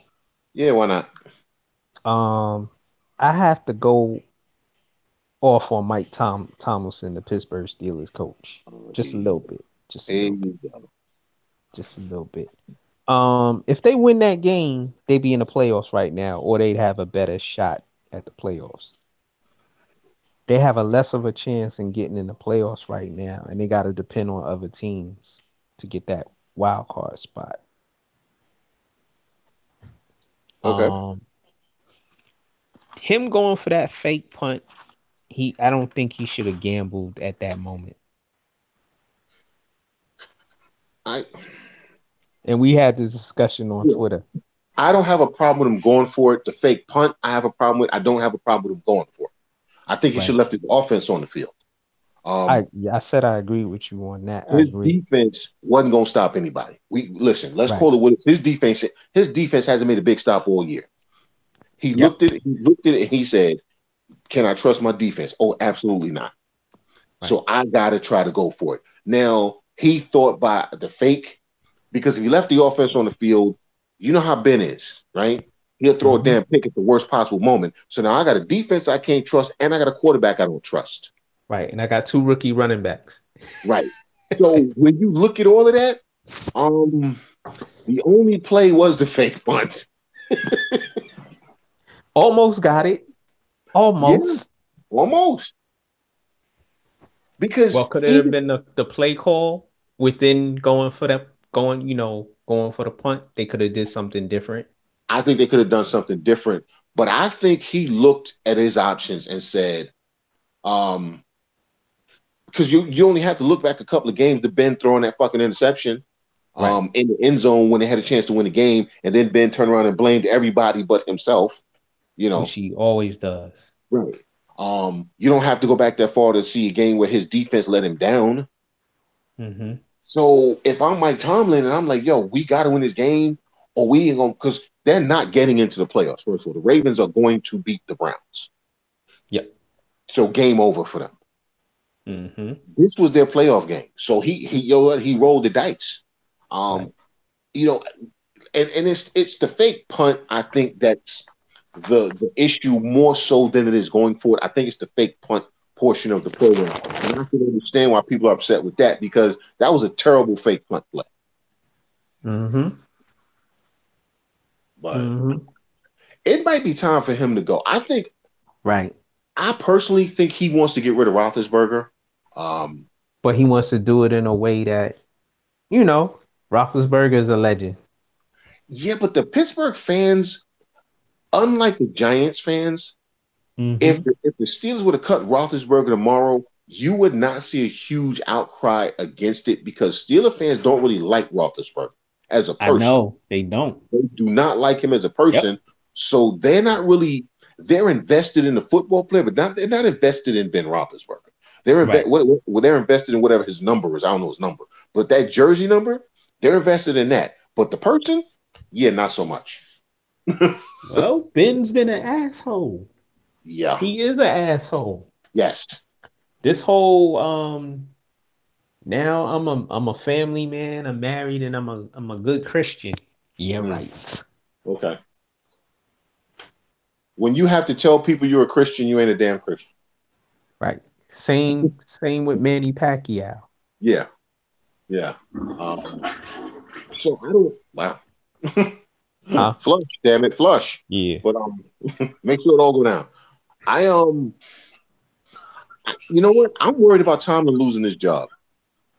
Right. I am, because there's a groundswell against him, and has been for a while. And now you got these some of these talking heads who, for some reason, always want to take shots at the Mike Tomlins and Vance Josephs and Steve Wilkes of the world. But let's give the idiot in Miami 17 years to try to get it right. Let's keep Dirk Cutter on the job when it's obvious that he screwed up that situation in Tampa Bay. But hey, because because I wanted to talk about the Vance Joseph thing. Vance Joseph has been in Denver for 2 years. He hasn't had a quarterback in 2 years. Right. Until this one, he got, a semi-quarterback. Okay. He ain't had a quarterback in 2 years. And John Elway gets none of the blame. If they fire Vance Joseph, this will be their fourth coach, I think, in less than 5 years. Or was it third coach in 4 years or fourth coach in 5 years? Something like that. At what point does John Elway have to start bearing some responsibility for not being able to draft a quarterback? Right. I mean, and the Steve Wilkes thing, Steve Wilkes been in Arizona for 1 season. They talking about firing him. You gave him a terrible team. What do you expect? With a rookie quarterback. Yeah. But let's give Adam Gase all the time in the world, right? Okay. I just don't like the fact that black coaches do not get a benefit of the doubt. Right. Look at Tampa Bay. Y'all hired Lovie Smith and then you fired him. You hired that stupid idiot from Rutgers, who God knows what he's doing now. Probably yelling at his wife and kids right now. But He's defensive coordinator for Alabama. yeah. Yeah, And that's then all you need to know. how many coaches have they had since Lovie Smith? This is what, 3 or 2? No, well, they went from Lovie Smith to Dirk Cutter. When did they have the Shiano was before Lovie? Yeah, Shiano was before Lovie. They got rid of Shiano because he was a moron. They brought in Lovie. He was winning. Things were going well. And then they got rid of him for Dirk Cutter, and they went backwards. Right. So they're getting exactly what they deserve. Yep. You know, and it's a terrible team. And then they brought in Deshaun Jackson, who, listen, I'm about sick of damn Deshaun Jackson. Everywhere he go, he got a problem with the quarterback. Well, he just said, I just saw before we did the show, he said he wanted to be let out of his contract. He wanted them to release him or whatever. So he went to Washington. He wanted out of Washington. Now he's in Tampa. Dude, at some point, he might need to take a look in the damn mirror. He's Santonio Holmes 2.0. Yeah. Because it's never his fault. It's always the quarterback. Mm-hmm. Now, him and Jameis they don't fit. No. Because he gets the ball when Mr. Interception is the QB. Fitzpatrick. Yeah, because all Fitzpatrick does is throw deep balls. That's all he does. Jameis actually can throw every throw. So guess what? If you can only run one route, you ain't getting the ball that much. Okay. Hold on one second. Ronan Black, who's in the chat room, he said Vance Joseph was dealt a bad hand. You can't win without a competent QB. And he said in Tampa Bay, it's Shiano, Raheem Morris, then Lovey, and Coda. Okay. I forgot all about Raheem Morris. Damn. That was quick. He had a cup of coffee there. Yeah. I think he was only for 2 years. Right. He was only for 2 years. Right. It's ridiculous, man. It's but yeah, I don't get it, and because it's a guy on Twitter I interact with, and I asked him like, why is all the hate for Vance Joseph? Because he's a big Bronco fan, lives in Denver, and he's like, I personally don't have a problem with Joseph. He said, but a lot of fans do. I said, well, why doesn't Elway get more blame for not giving him a quarterback? He's like, because it's John Elway, and in Denver, John Elway is Teflon. Yeah, he's Teflon. God. I mean, this dude drafted Brock Osweiler and Paxton Lynch. Oh, and Trevor Siemian. And didn't he bring one of them back? Yeah, then he brought Osweiler back. After he got that stupid contract? Yes, yeah. It's and then you traded Aqib Talib. You gutted the defense before the season. You got rid of guys.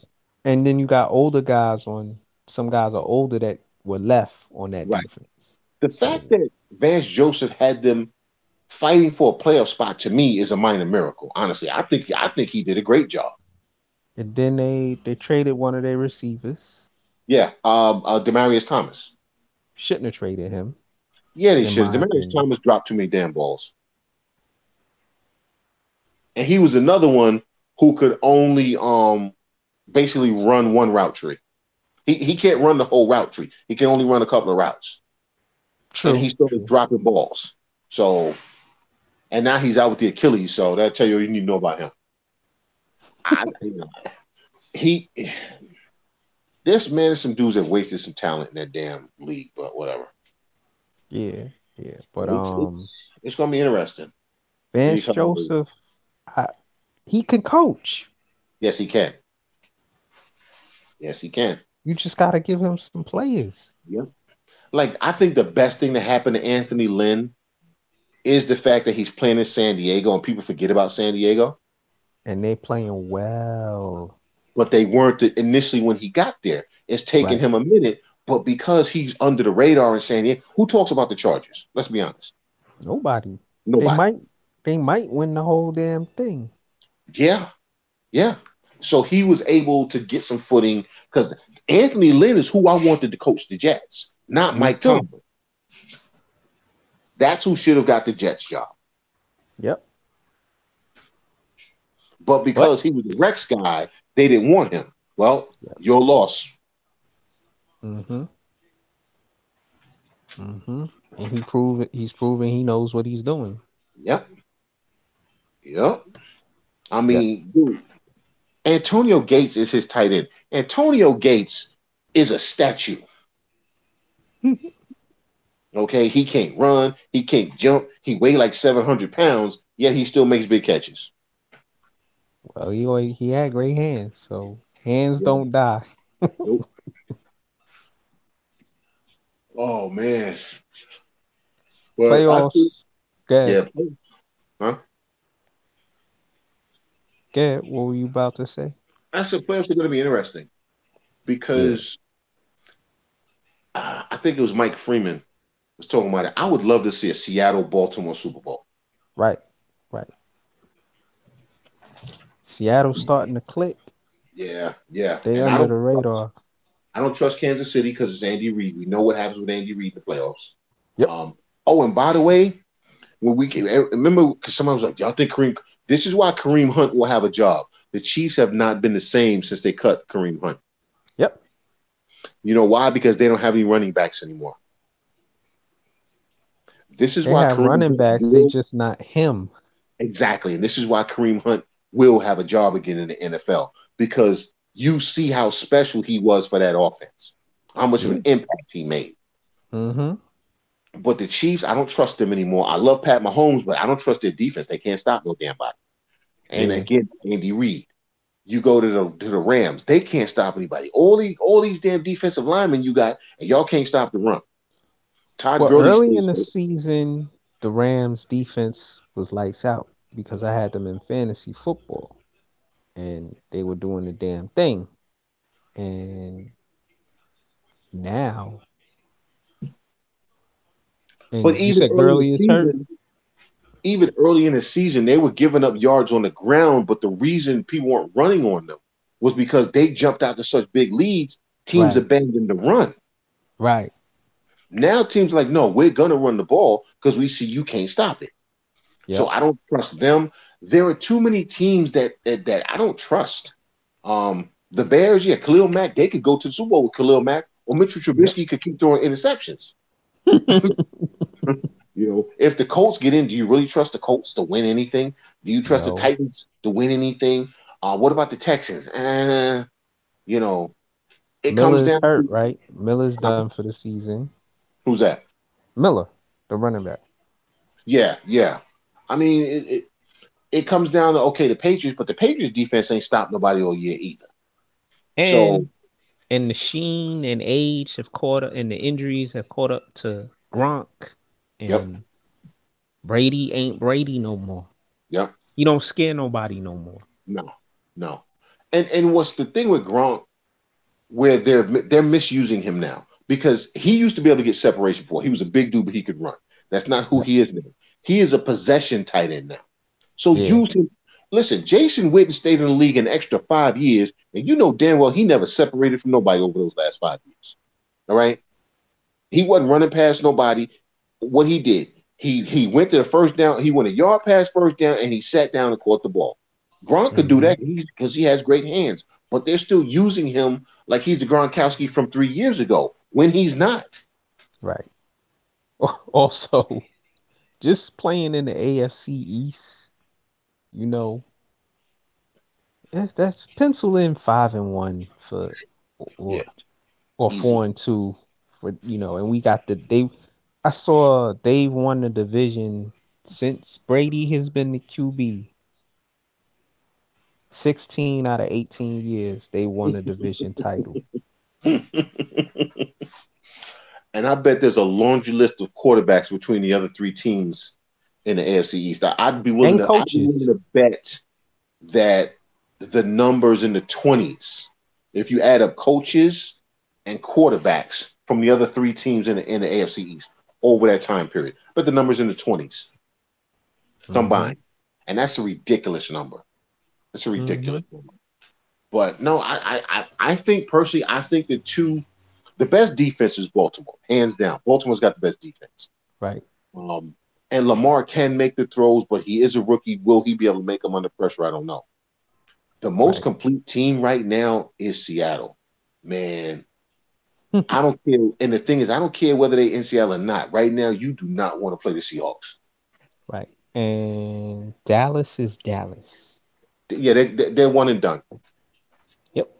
They're losing their first game in the playoffs as usual. So if they lose Sunday to the Giants, that's gonna affect them. well, they're not losing to the Giants because It's the Giants. yeah. Yo, what happened to the Jacksonvilles, the Atlantas? What happened to Carolina? Jacksonville, they read the press clippings. They thought they could just roll their helmets out there. And we talked about that. When you're expected to win, how do you handle it? Yep. They didn't handle the expectations well. I think Doug Marrone did a poor job. Well, he's a bum-ass coach. As an organization, they did a bad job of getting their guys to understand that they got to do more than just show up. With Atlanta, this is always who Atlanta's been to me. They did a team with a great offense from 20 to 20, and I don't care who the defensive offense coordinator is. You get down the red zone and you can't find Julio Jones. I don't get that. Right. Me either. Okay. And so this is the Atlanta, and their defense is never sound because they keep drafting guys who are speed rushers and all of that, but those guys get hurt a lot. Vic Beasley, he's hurt again. Yeah. So I expected Atlanta to not be good. I expected Jacksonville to be I expected Jacksonville to be bad. It's the Carolina one that's kind of shocking to me because what Christian McCaffrey did there. And by the way, let me just say this. If Christian McCaffrey were black, they'd be talking about him for MVP. Yeah, he should be in that discussion. But they won't give him any credit because he's white. White guys can play running back too. There have been white running backs before. Let's just say that, okay? He's not the first one. And he's nice. Christian McCaffrey is that kid is a star. Yep. He is a star. But I'm shocked at the Carolina thing. I don't know what happened down there this year, man. That's a weird team because Ron Rivera is a weird coach. That's a weird team, and Cam is a weird guy. It's just weird. Cam is weird. It's. I never saw where anybody ever got mad at the fact that they weren't playing as well as they should have been. It was like, yeah, we're fine. It'll be okay. Yeah, I know we lost. It'll be okay. It'll be all right. And now their season's over. Yeah. And Minnesota's season is about to be over. Oh, my God. I will be so happy when they don't make the playoffs. Oh, because I can't stand Kirk Cousins. Yeah. Hate him with passion. There is no way it is 52 degrees right now. Yep. You like that. Like he said, you like that. Yeah, I do like it. And I was watching, I was on my way to one of my appointments the other day, and I was watching that NFL Game Day Morning or whatever the hell it is. And they were talking about Cousins. And one of the things that the guy said was, that whole you like that thing, that was in week 4. People forget that because they talk about that like that happened, towards the end of the season. It was a big deal. That happened in week 4. Right. Kirk Cousins has yet to win a big game. Yep. His record is abysmal in big games. And if you look at his stats, though, his stats say they should win the game. But his stats are empty calories. You look up, he's thrown for 300, 340, 330, 2 touchdowns, they done lost. Yeah. He's good from 20 to 20. Horrible in the red zone. That's when it goes awry. And he start throwing picks and fumbling. And they can't keep a healthy running back either. Dalvin Cook can't stay healthy. Jared McKinnon can't stay healthy. that's another team that has constant chronic health issues. For some reason, the Give Vikings it to can't ever keep them away. Latavius Murray. Listen, Latavius Murray is he should have been better than he is. He should I have been think better. coaches don't have no faith in him. They don't have enough faith in him to just let him be that number one back Because he because he's disappears talented. too much. Disappears too much. There's plays, man, where it's like there's there's times where he just needs to cut and go, and he dances, and he Right. dances, and he dances. And at some point, dude, bite the bullet, run in the damn hole. Stop dancing. Murray has the talent to be, a 1,200 yard rusher, easy. Yep. But I He's don't done know it. if he has the will to do that. Right. You know. And the thing is, yeah, he did it, but then he got paid as well, and suddenly, Well, it's what Hollop calls the jacuzzi effect. You get that money, you get that jacuzzi, and you bring that model Instagram IG girl into that jacuzzi, and yeah. See, I don't like paying guys who have a career year in a contract year. Do it again. Do it again. If you do it twice in a row, I'll pay you any money. I'll pay you. If you only do it that like Demar, what's his name? DeMarco Murray, right? The running back for the right. Cowboys. Mm-hmm. Never stayed healthy. Always, it was, oh man, he should be so much better. Contract time came, he played 16 games. He got close to 2,000 yards. Where is he now? Is he He even in the league retired. anymore? He retired Funny how that works. because he retired because of his injuries.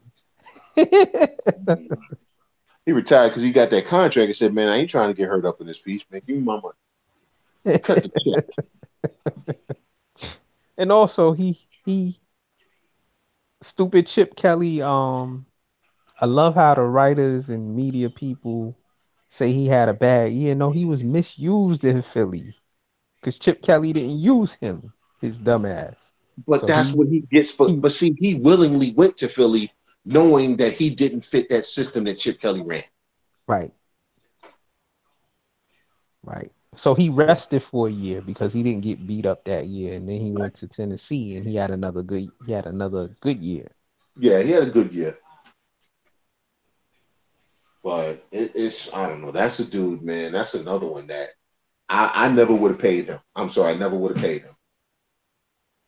Well, not listen, you pay him, but you getting 2 years with an option because you barking up you close to 30 and you always dinged up. And I'm Mm-hmm. not giving you maximum money. You'll get paid, but you're not getting maximum money for a running back either. I'd have gave him a nice deal, two Yeah, years with an option. yeah. It'd have But been I think the you playoffs are going to be fun though, because I think yeah, it's going to be some really. I think it's going to be some either really good or really awful games in the playoffs. right, You know what I'm saying? right. There's going to be some games, man, where you like, oh, it's either going to be, man, this is great, or you like, dude, this is the worst game ever. Right. What was I gonna say? Who should be MVP? Should Mahomes be MVP? I was reading an article in New York media saying that Drew Brees shouldn't be the MVP, but he probably will get it. That Mahomes should be the MVP of this year. Mahomes should be, but see, they've turned these awards into lifetime achievement awards. Right. Well, Drew Brees has never won an MVP, so he deserves to win one. No, he deserves to win the MVP if this is an MVP year. I don't care if he's Right. never won one. Yep. You don't get it based on the fact that you didn't win one before. Well, It that's how should they be do Mahomes. things in all But sports. when you hear the narrative about Drew Brees, what's the one thing they keep saying? Oh, but since he's never won one. And he's Okay, having a good year. He's having a great year this year. he is, but Mahomes is having a better year. Yep. Mahomes is going to throw for what, 40 plus touchdowns? Mm-hmm. Come on, man. That's a ridiculous number of touchdowns. It's Mahomes. But I think whoever wrote that is right. I think they will give it to Breeze because they're going to give him some damn lifetime achievement award. Right. And if you don't give it to Mahomes, you got to give it to Khalil Mack. That's who I would give it to. But, you know, they don't give defensive players the MVP all the time. Very rarely. Which is stupid. Yeah. Ugh. Mm. Well, Which is... let's see. Well, I'm going to have to bag out, man. I'm starting to get All the right. yawn. Yep. No doubt. No doubt. Great having all you guys on. Ronan, Chandler, Dom in Chicago. We know all quietly left. I know. He slipped out. You know, look. She came in the room and gave him that look. He said, "Okay, baby, I'm coming." 5 minutes. Yes, I'm gonna keep giving him crap because I can. All right, my brothers, y'all have a good one. Happy New Year to all of y'all. Happy New Year to those listening to us. We gonna bang it out in the paint, realest show in sports. We'll be back on Monday. Peace.